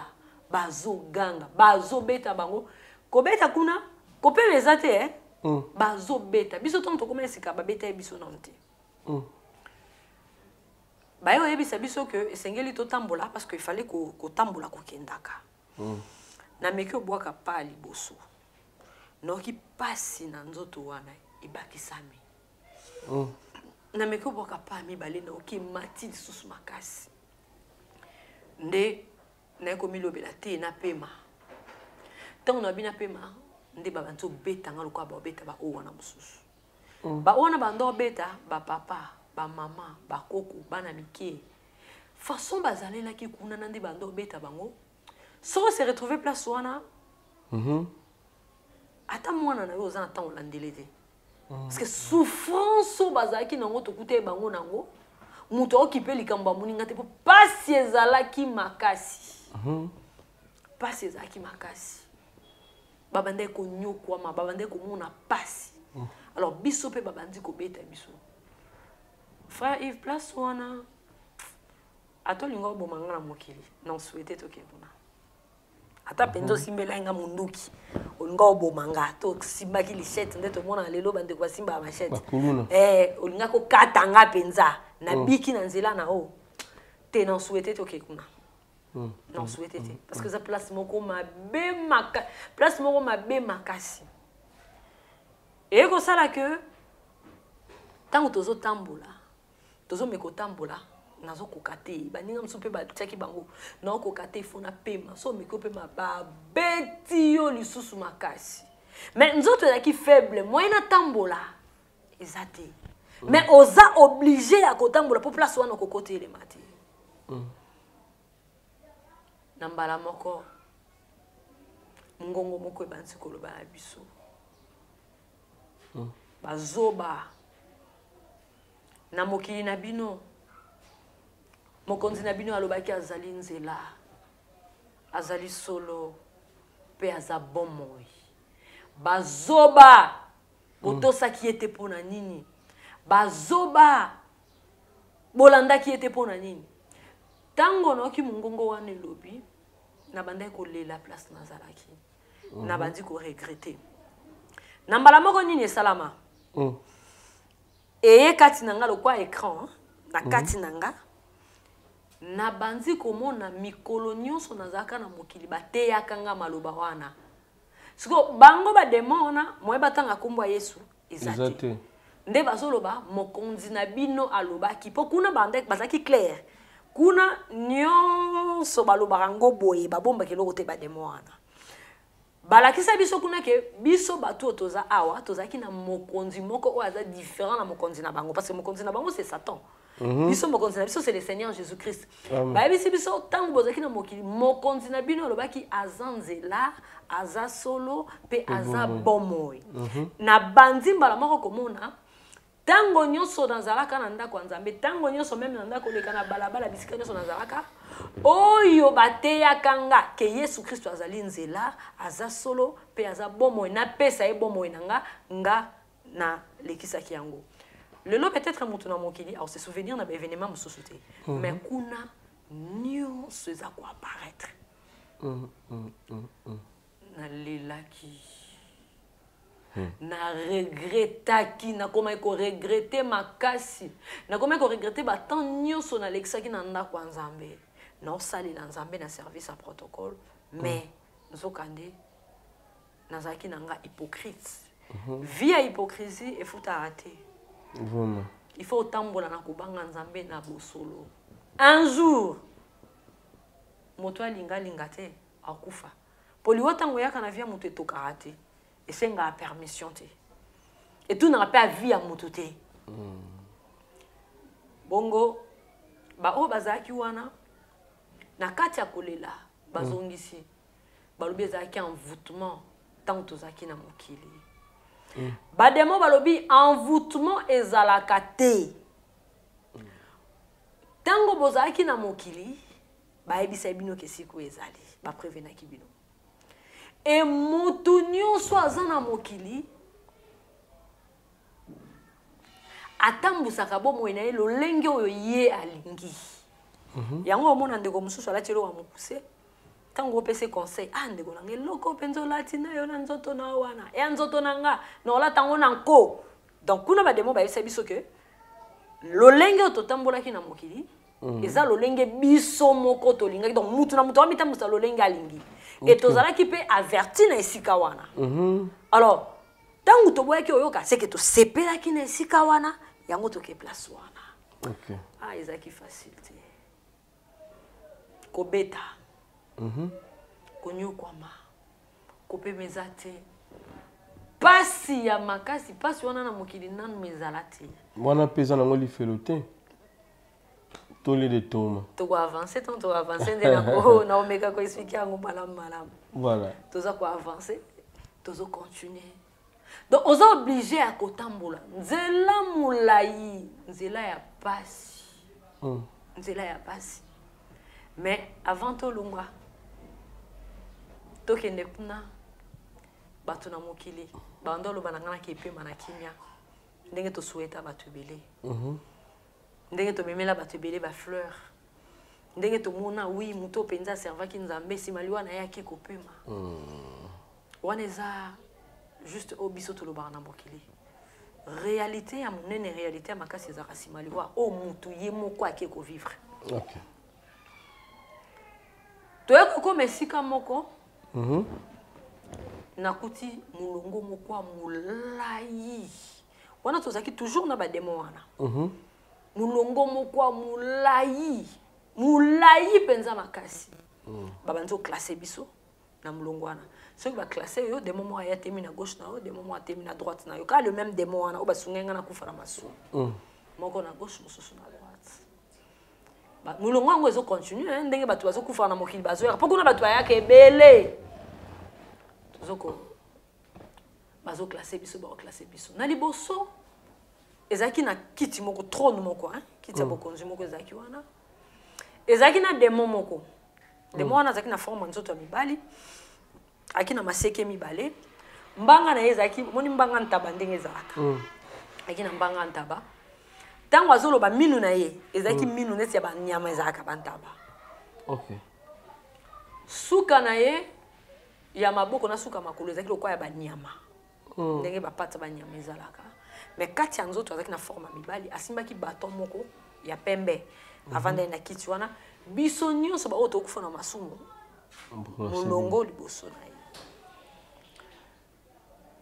na kosala constat moko mutu moko azolongwaka na mulongo place baomema ye pe na ye okay mais soki bakena mutu wana place ake akobeta crime makasi biso tomona te alors bato na kutena mulongo tozo kaka bato na kutena mulongo babande kolela pasi na bango bando lelela l'équipe biso ba oto yaki po biso to ando lela tozaki na pasi mais ya bango pasi c'est comme si ndeso ba tiona mulongo wana pasi za ya makasi ba o wana pe ba kei façon bazo lelela C'est comme si pasi na bango les qui sont sur multiplier bazana mongo. Ah, bazo kende wapi? Kape na yeba kite. Place ngo ba na biso wapi? Na début na kino na connaissance ya place wana te. Na mbala moko ba o bazaki liboso ba ki penda pembeni ya démon wana parce que démon wana bando benga e prince. OK.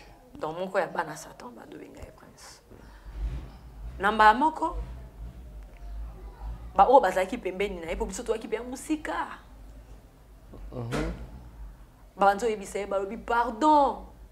Pardon. Sala biso ngolu. Tozonga na mokili. Tokendo bongo la motema. Sko mungongo wana o bango baganga ki pardon. Ba mususu bazo zwat biso pe to yoko kota na elon wana ngape na kota ki na elon wana. Na bandi ko senga pardon, pardon. Sala biso ngolu, sala ngangolu, nazonga na mokili na ke bongo la motema na ko comprendre place wana ke vinyo surtout na tambola ki wana na mokili. Ezaki vi mabe. Donc awe komi likambo senga grâce tozonga na mokili poto bongo la motema. Pardon, pardon, sala biso ngolu. Biso nyonso kuna tozolela. Kuna bana teke mutu azaki président, azaki roi, azaki prince, azaki homme d'affaires, azaki azate. Na bandeko ba servir Satan na yebisa bango, il est temps batika. Parce que si maliwa Satan récompense mutu mokoti. Même ba o ba servir yelelo, ba adepte ba servir yelelo. Na banga te pono yebisa bango batika. O azana kindo kiatika, o azana donc quelle question misala molilo zana ngotika. Parce que Satan si maliwa a élevaka mutu mokoti. OK. Et to bandi kolela.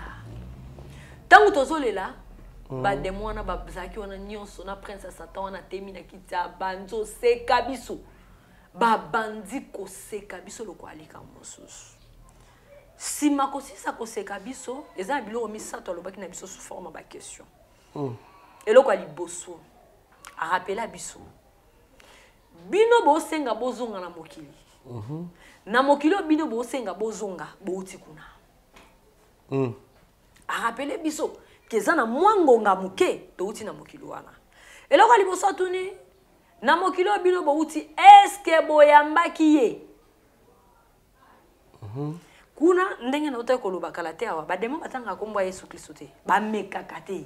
Voilà. Eske boyambaki ye. Na mokili bino bouti baebisaki bino. Po boya awa te sengela ki boyamba ye. Ndeko Yves. Tango nazaki na mokili na yambaka Yesu. Ndenge batu jonso lelo balobaka ba yamba Yesu na yambaka. Ndenge batu batelemaka basaleli bango prière ya koyamba Yesu nga basalela ngango.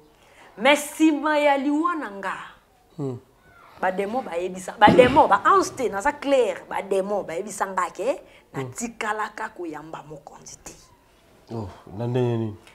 Nga place nazalaki na banzolo ba na yambaki ye ngana yambaki ye ba demo bazaki na nga babi otikala oyamba ete. Po soki oyambaki ye olinga kotikala moto na kalate onga kokoma moto na sika. Nakuta ba demo bazana connaissance ya parole de Dieu. OK. Ba demo ba yebi parole de Dieu. Et kuna ezateke banyoko la mutuka pamba boete. Bazola kisayo na écriture makomi na nzambe o ezo condamner yo. Ezaka ateke ba yebi sio ka to beta yo poza kindumba poza kindu te bakola kisayo makomi oyo e condamner yo. Nyeti buku ya leta ko? Kuneza bungo. Balobi tango ya mbaka mokonzi na bino otikala kaka moto na kala. Okomaka moto na sikate. Et lokolo komaka moto na sikate. Mokonzi na bino otikala koyeba yete. Otikala kape koyamba yete. Na lelaki. Na regretaki parce que c'est écrit na katia Bible. Na regretaki. Parce que tango yozo lela, ozo regretter bon bon seka yo. Bazo tchola yo. Si ma ko tchola pe ko seka biso, on a biso tozo lela. Aye ko yebisa biso lokwa bibale ezaki lokwa bon. Motuna question. Alors bino nyonso ba oyo boza awa. Bouti na mokili. Na mokili bino bouti eske botosaki ye. Na mbala moko mungongo moko ezoloba. Que ce livre de la loi ne s'éloigne point de ta bouche. Médite-les jour et nuit pour agir fidèlement selon tout ce qui est écrit. Et Soukawana, et Bandeli Lissus. Hey! Naiko raisonné bate ya kangango. Mokanda ya mibeko elongwa liboso na yote. Tanga yango tongo pe pourquoi? To sapetia na misala. Ngana izolo mama deva ndeko yo. Donc ezolo mama liboso ndeko a trône, azaki na trône wana. Sko biso nyoso ba oto kufena masumu tozo kango. Okay. Alors, ezaki parole oyo et condamna ki biso. Pourquoi? Pourtant tozaki na mokili, ba demo wana telemabi. Tango bozaki na mokili mokonzi na bino apesaki mibeko oyo esengelaki na bino kotosa, mais botosaki te. Déjà le gars muto kangami na l'état, l'article ezokanga ya ba loi ya mboka ezokanga. Ezokanga yo bongo. OK. Ndekune sa makabongo. Po bato musu bakansaka soko kufina masumu, OK kuna bakobaka. Yo ozaki moyibi, yo ozaki te. Eza na parole bazola kisayo ke est condamné, oza condamné par rapport ya parole. Bongo avant okufa soko sengi bolimbisi. Oui, soko sengi bolimbisi eza problème te. Soko sengi bolimbisi wa abandonné na yo wana. Et l'ongwe, Seigneur Jésus-Christ a l'immission. Donc, il y a un qui sans pour autant se repentir. Sans pour autant se repentir. Ok. Sans pour autant se repentir. Bien que Moutouana Bandaki n'ait pas bimelanga, mais n'a pas tant y a repentance. Ok. C'était ça mon problème. N'a pas tant y a repentance, n'a pas tant y a rebondsate. Et puis, n'a pas continué toujours dans la fornication. Pour n'a pas mobali à balangati. Et n'a pas continué cause à la naïe. Donc, oui. Donc, n'a pas la vie ou ana ou ezaki malamoté. Bongo. Tango alobi bongo na nzo regretter na nzikolela. Alors tango alobi bongo ezo suka ka bongo te. Eza na écran o ezo lakisa yo tango nyonso bateya ka yo parole wana mo rejeta kango. Soki ezaki na église na bino e, soki ezaki na nzela tango ozo leka e. Soki ezaki donc ozako nyonso ozo mona. Ozo mona nyonso eloko te nyonso na mokili to sa keza enregistré. Seconde par seconde, il y a vu une épisode de l'examen qui lui a enregistré. Il y a un loco mon côté et quoi échapper si maliwa. Tant que tu banzo le la tozo ganga. Parce que biso to senga miséricorde par ouana. Pas des mots wana. Neko ebise le kwa misato alobi bino nyonso ba obozawa. Boti na mokili. Na mokili obino boti. Est-ce que bo sale la kié? Pour na mokili ba bisa ki bino bosele ngala nzolo bangala sale la kié parce que ngata na ngana élection na service à protocole. Ngala sale la kié ba demo ba saki pembe na ngaba lobité otikala sale la eti. Yeba ke mokonzi na bino yamba misala batu na masumu te. Yo zaki kati na masumu moyeba yamba misala na yo ezaki te. Ah na lelaki. Na regretaki na bandaki kolela. Parce que place wana ata bazaki mwasi na mbali. Oh, beaucoup fin accident encore. Oh, beaucoup fi papa, maman, bana. Mouta occupé mouninga zati. Mouta kolanda likamba mouninga zati ezaki souffrance. Bongo, elo konini yaki osala malisusu ba o bazaki liboso. Ba ebisi de mona ba bisa na bisongolo. Pardon. Pasi eleki makasi biso pe to manzo ganga. Pasi eleki makasi, pasi eleki pourquoi? Elo ko na comprendre ko ne sala pasi makasi ezanini. Ko beta kakate. Mais réalité oyo kutikuna na mokili bateya kiyo yango refusa yango parce que na mokili muto osala lendo ami mona ye yanke ye ayebi parce que okomi kuna oyo omona que ngana ebité naza yankete nzoka il fallait tant on azaki na mokili na to sande makomi oyo bateya kinga parce que oyo komona que na perdre que temps nanga inutile na bambiance mokili na bisengo mokili oh il fallait na landa na nganzela ya nzambe nde loko wana siko esa kapasi ke loko penza réellement bateya kingango et loko ba bisenga ngana zaki na refusa kiango yango il faut faire très attention na bato ba s'opposa kana parole de Dieu c'est très dangereux. Voilà, merci beaucoup maman Irène to commune souka na première partie na biso.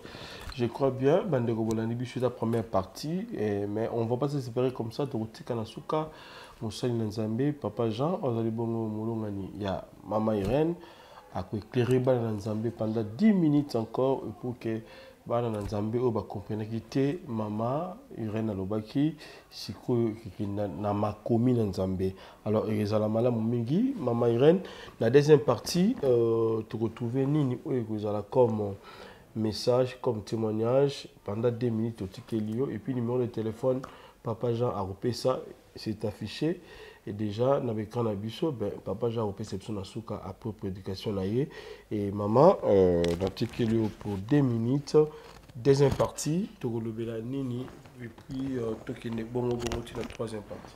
Oui, na Ngolu Yanzambe, si le Seigneur nous fait grâce, la deuxième partie, donc continuer toujours dans liwa ya moto na masumu kuna siko na okende kolobela ba souffrance nini o batu bazomona sima ya liwa biloko tosalanga na mokili biloko satana bimiseli biso na mokili makambo tozomona na mokili ba réalité o tozo vivre na mokili na kolobela ngo malamu malamu pe na kokota na mozindo nango sima ya liwa donc souffrance o batu bazo vivre kuna nde yango to kolobela sima ya liwa.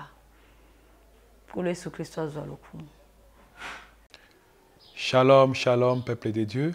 Shalom, shalom à tous les serviteurs et les servantes de Dieu. Vous tous qui nous suivez partout dans le monde, nous vous saluons dans le nom précieux et glorieux de notre Seigneur et Sauveur Jésus-Christ de Nazareth. Peuple de Dieu, avant toute chose, j'aurais voulu d'abord me présenter. Moi, c'est l'évangéliste Jean-Bédel Butumbi-Wanzambi, les responsables du ministère spirituel, du ministère du réveil spirituel Sainteté à l'Éternel. Je suis l'époux à la servante de Dieu Irène Ndungu Butumbi-Wanzambi qui vient de témoigner tout à l'heure en vous expliquant son expérience de la mort à la vie. Je sais beaucoup de gens se posent des questions en disant est-ce que réellement un mort peut-il revenir à la vie? Mais avant toute chose, nous avons préféré que ce témoignage soit accompagné des enseignements.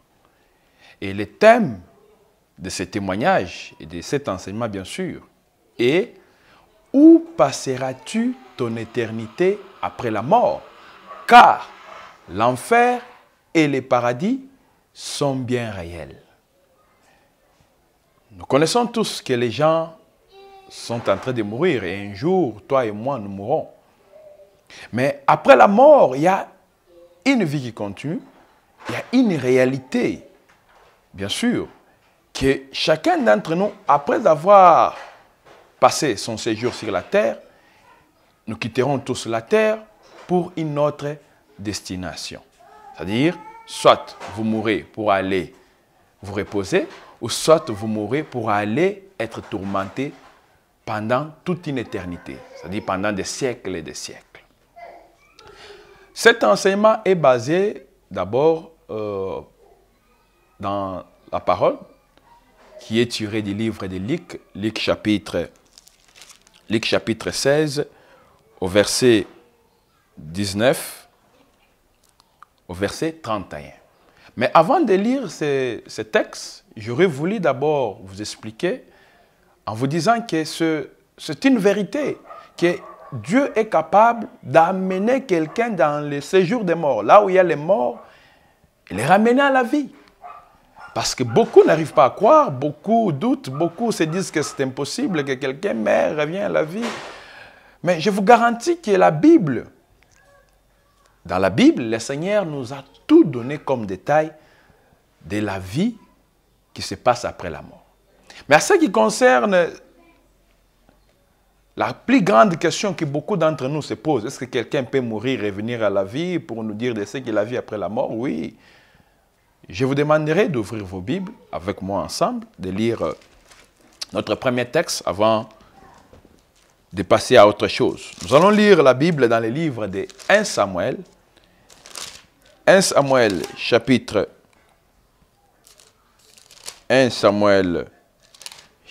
2, au verset 6. 1 Samuel chapitre 2, le verset 6, la parole de Dieu déclare: L'Éternel fait mourir et il fait vivre. Il fait descendre au séjour des morts et il en fait remonter. Je relis le texte. L'Éternel fait mourir et il fait vivre. Il fait descendre au séjour des morts et il en fait remonter. Qu'est-ce que cela veut dire?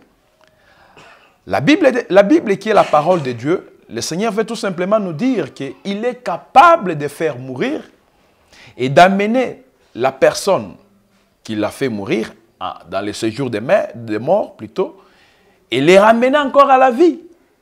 Ce qui revient à dire que vous n'avez aucun doute de dire que ce n'est pas possible que quelqu'un puisse mourir 2 fois et revenir à la vie. Non, la Bible nous a donné la précision dans 1 Samuel chapitre 2 au verset 6 que le Seigneur est capable de faire mourir et d'amener quelqu'un dans les séjours de mort et de le ramener à la vie.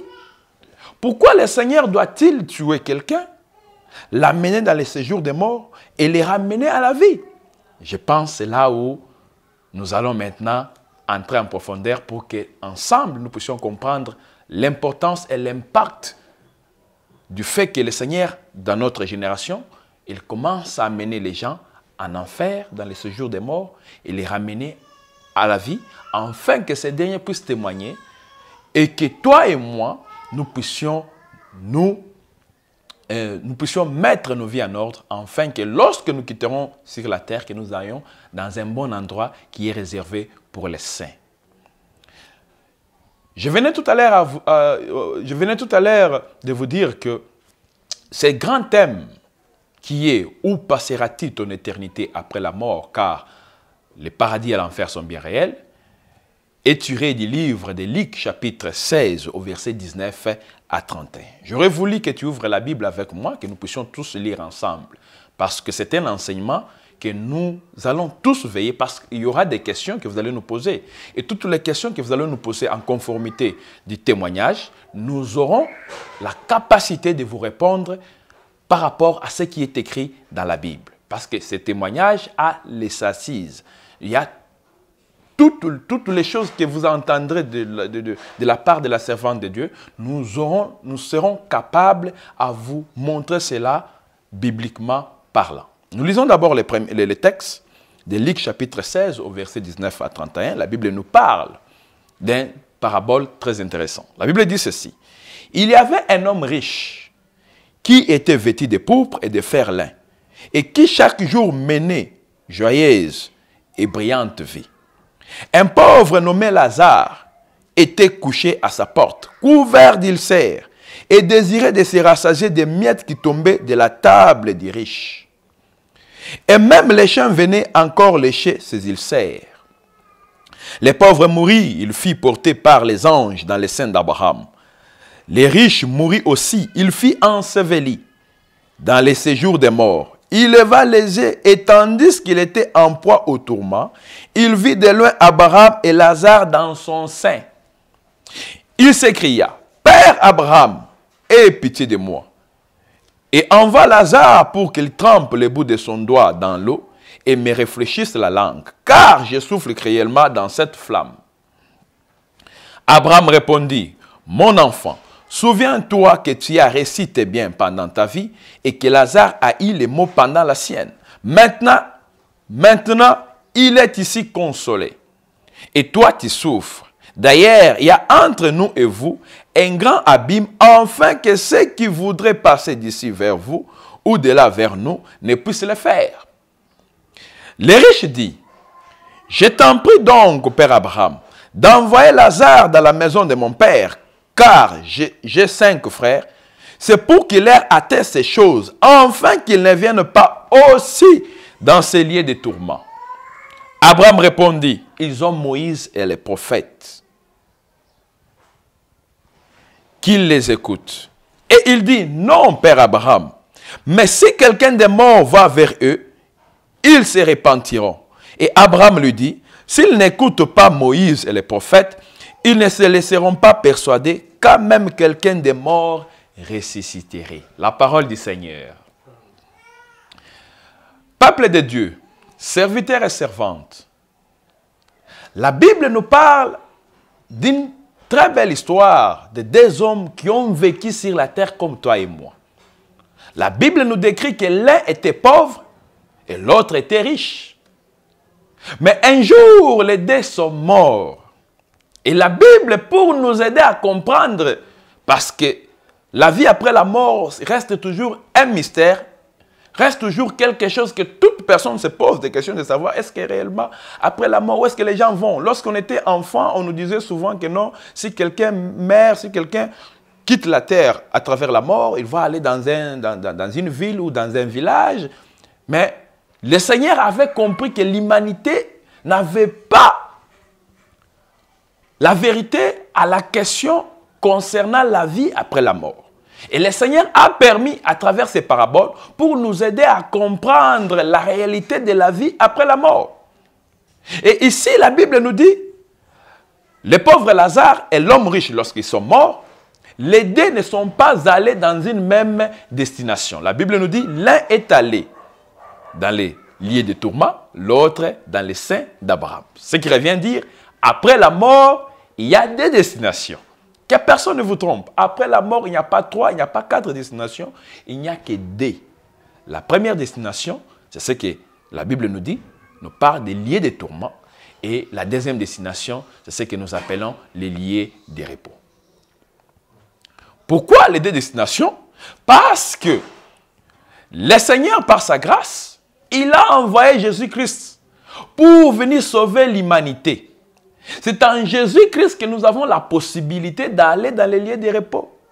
Quiconque meurt en dehors de Christ ne peut jamais entrer au paradis ni aller dans les lieux de repos. Je pense qu'il y a des appellations qui créent beaucoup de polémiques et beaucoup de problèmes entre lieux de tourment ou enfer ou lieux de repos, paradis. Je pense qu'on y arrivera parce qu'on aura beaucoup de temps à expliquer ces choses. Mais ce que j'aime de cette histoire est que le Seigneur parle des personnes qui étaient sur la terre et les 2 sont morts. L'un a été enseveli, amené par les anges dans les lieux de repos ou dans les seins d'Abraham. L'autre est mort, il est allé dans les lieux de tourment. Mais celui qui était dans les lieux de tourment, la Bible me dit clairement, il regarda de loin, il vit le père Abraham et l'homme et le pauvre Lazare. Et la Bible me dit, l'homme riche s'écria. Et là, j'ouvre une parenthèse pour vous dire que après la mort, les gens ont la capacité de se reconnaître. Parce que l'homme riche a dit reconnaître le pauvre Lazare, la personne à qui ils étaient avec lui sur la terre. Il a reconnu aussi le père Abraham. Après la mort, les gens se reconnaissent. Ce qui vient dire que ce que nous enterrons, c'est le corps. Mais l'âme a la capacité de reconnaître toutes les personnes à qui vous vous êtes rencontrés avec lui sur la terre. C'est pourquoi l'homme riche, dans les séjours des morts, dans les lieux de tourment, il a dit, il a vu de loin le père Abraham avec Lazare dans son sein. Et là, il s'écria pour dire au père Abraham, envoie s'il te plaît Lazare, qu'il puisse m'amener un peu de l'eau. Et là, je comprends, nous comprenons tous ensemble qu'après la mort, les gens continueront à avoir soif. La Bible nous a donné encore beaucoup de précisions qu'il a demandé de l'eau auprès d'Abraham. Et le père Abraham lui a dit, mais ne sais-tu pas qu'entre vous et nous, il y a un abîme? Personne de notre côté ne peut venir vers vous, ni personne de vous ne peut venir vers nous. Ce qui revient à dire qu'après la mort, on ne peut pas changer de destination. Si tu mourais aujourd'hui et que tu allais dans les lieux de tourment, tu ne peux pas quitter les lieux de tourment pour aller dans les lieux de repos. C'est impossible. La seule chose que tu peux faire maintenant, c'est se repentir et donner ta vie au Seigneur Jésus-Christ afin de quitter la mauvaise destination que tu as empruntée par rapport à la vie que tu es en train de mener aujourd'hui. Et nous continuons pour dire que le père Abraham lui dit, non, c'est impossible que Lazare vienne là où tu es pour t'amener de l'eau. L'homme riche continue. Il dit, Père Abraham, je te prie, est-ce qu'il y a moyen que tu puisses réenvoyer le pauvre Lazare, qu'il aille, qu'il revienne sur la terre pour aller révéler le ministère de la vie après la mort auprès de mes 5 frères que j'ai dit laisser. Le père Abraham dit, il répondit,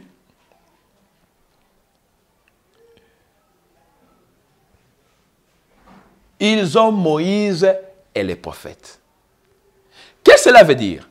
L'homme riche, après avoir rendu compte qu'il était dans les lieux de tourment parce que c'est une réalité qu'il ne connaissait pas, il a commencé à plaider pour ses frères qui sont restés sur la terre. Pourquoi? Parce qu'il n'y a que ceux qui sont encore en vie qui ont la capacité de se repentir ou de mettre en ordre leur vie.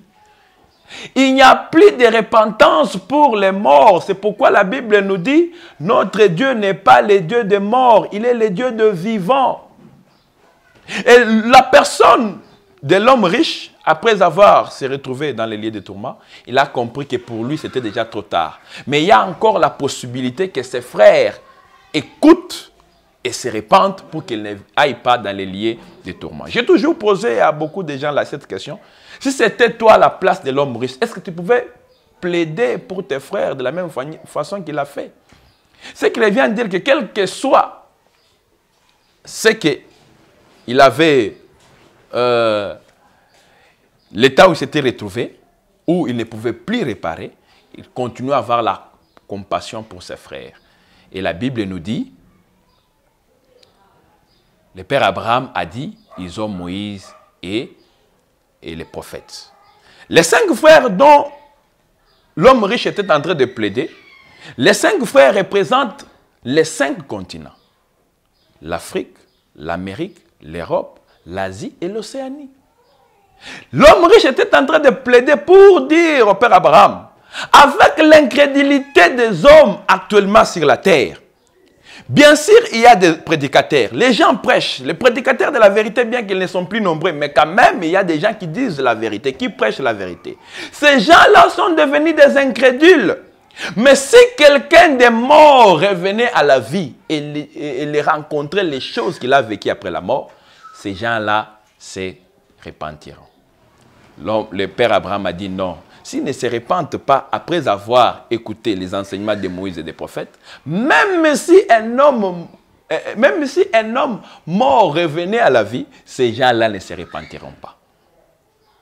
Bien-aimés dans le Seigneur, aujourd'hui, le Seigneur Jésus-Christ a entendu la demande de l'homme riche. Il nous a ramené quelqu'un qui était mort, qui est allé en enfer, qui est allé au paradis, pour revenir enfin de t'avertir, de te dire que bien que tu sois riche, pauvre, que tu sois intellectuel, que tu sois au village, en ville, en Amérique, en Asie, en Océanie, partout où tu te retrouves, si tu mourrais sans Christ aujourd'hui, tu iras souffrir dans les lieux des tourments. Voilà, c'était juste la première partie de notre témoignage et enseignement. Je crois que par la grâce du Seigneur, nous aurons tout notre temps à vous accompagner pour vous aider à mettre vos vies en ordre avec le Seigneur. L'objectif de ce programme est que nous voulons que les vrais chrétiens, les vrais brebis du Seigneur se convertissent, qu'ils puissent marcher dans la sainteté ou dans la sanctification totale, la sanctification du corps, de l'âme et de l'esprit. Nous vous aiderons à travers cet enseignement comment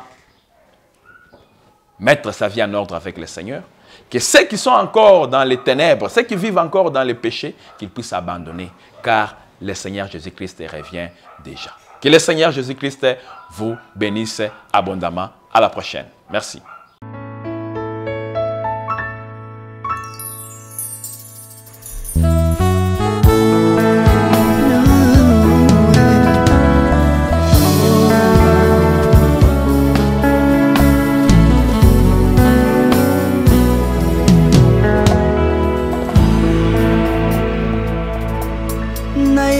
Na yo papa nanga monisanga loboko na yo nayepa na yo mosantu yo monisanga loboko na yo loyo azosale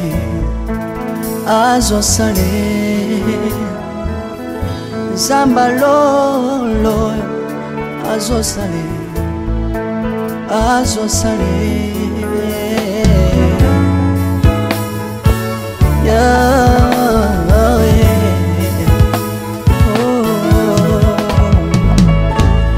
nayipa na yo papa nanga monisanga loboko na yo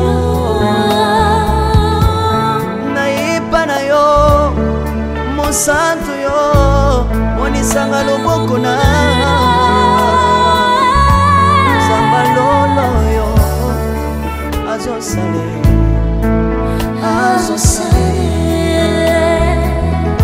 zamba kabasangolue azosale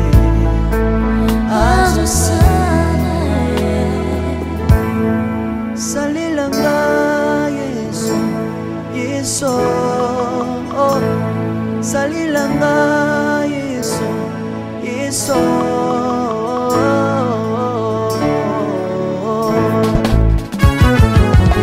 Alléluia.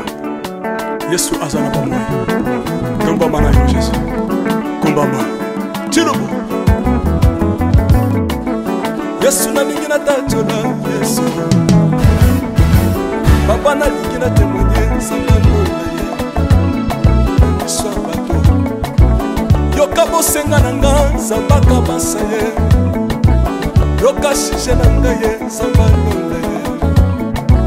Na ye na bapasi na nga libosa bozambe na yo. Na ye na kozanga na nga libosa bozambe na yo. Salela nga Yesu Yesu, salela nga Yesu Yesu, salela nga Yesu Yesu, salela nga Yesu Yesu, undela nga Yesu undela nga Yesu Yesu, undela nga Yesu Yesu, undela nga yo Longisanga Yesu Yesu, longisanga Yesu Yesu, longisanga Yesu Yesu, longisanga yo Yesu Yesu. Nalebi bia bisenga senga sanga londe. Nalebi bia pesanga kabela nga bisenga senga. Yesu moko nini ye, bato bakolia pe na sima na ngai. Yesu moko nini ye, bato bakolata pe na sima na ngai. Yesu moko nini ye, bato bakovanda pe na sima na ngai. Nalebi bia bisenga senga sanga londe ye. Lokota nga Yesu Yesu, lokota nga Yesu Yesu, lokota nga Yesu kotika nga ite. Lokotanga yo yo Tombolanga Yesu Yesu, Tombolanga Yesu Yesu, Tombolanga Yesu Yesu, Tombolanga yo yo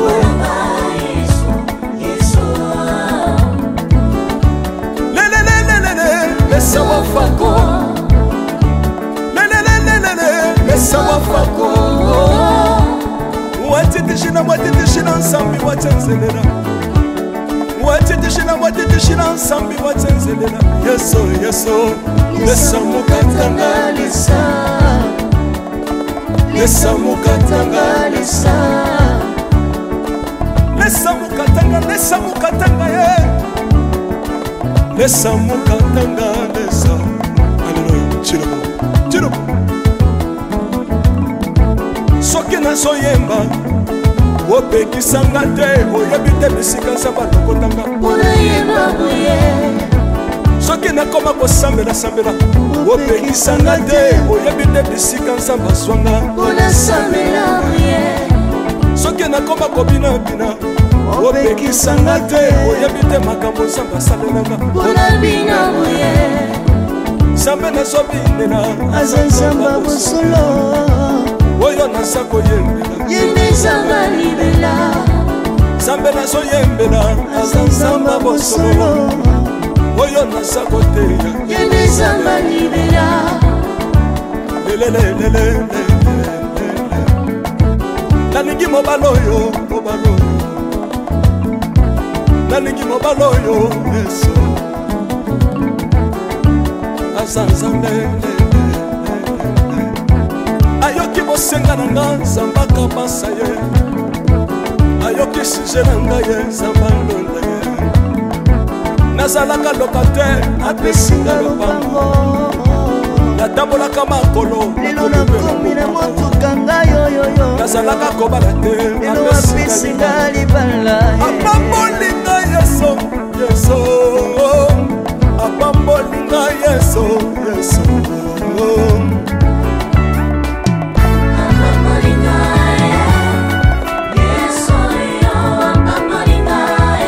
Yesu apambolinga Chilobo Yesu alokotinga apesitina Asa nzambe nalingo beta mololo bisika ezali yo beta mololo wapi bafisi du prophète bana royaume de Dieu bana centre de réveil ozo bouger obinaka wapie mpona pambola yo ingénieur ki on est ensemble na yesu elongo tozomata mabe ya nzambe eza wapi soki nzambe azopambola yo lingana loba kelekele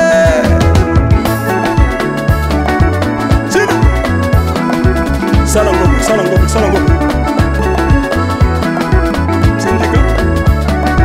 Syndicat. Que Dieu vous bénisse.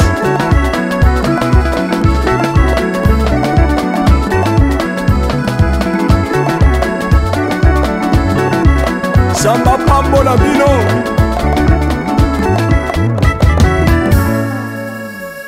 Alléluia.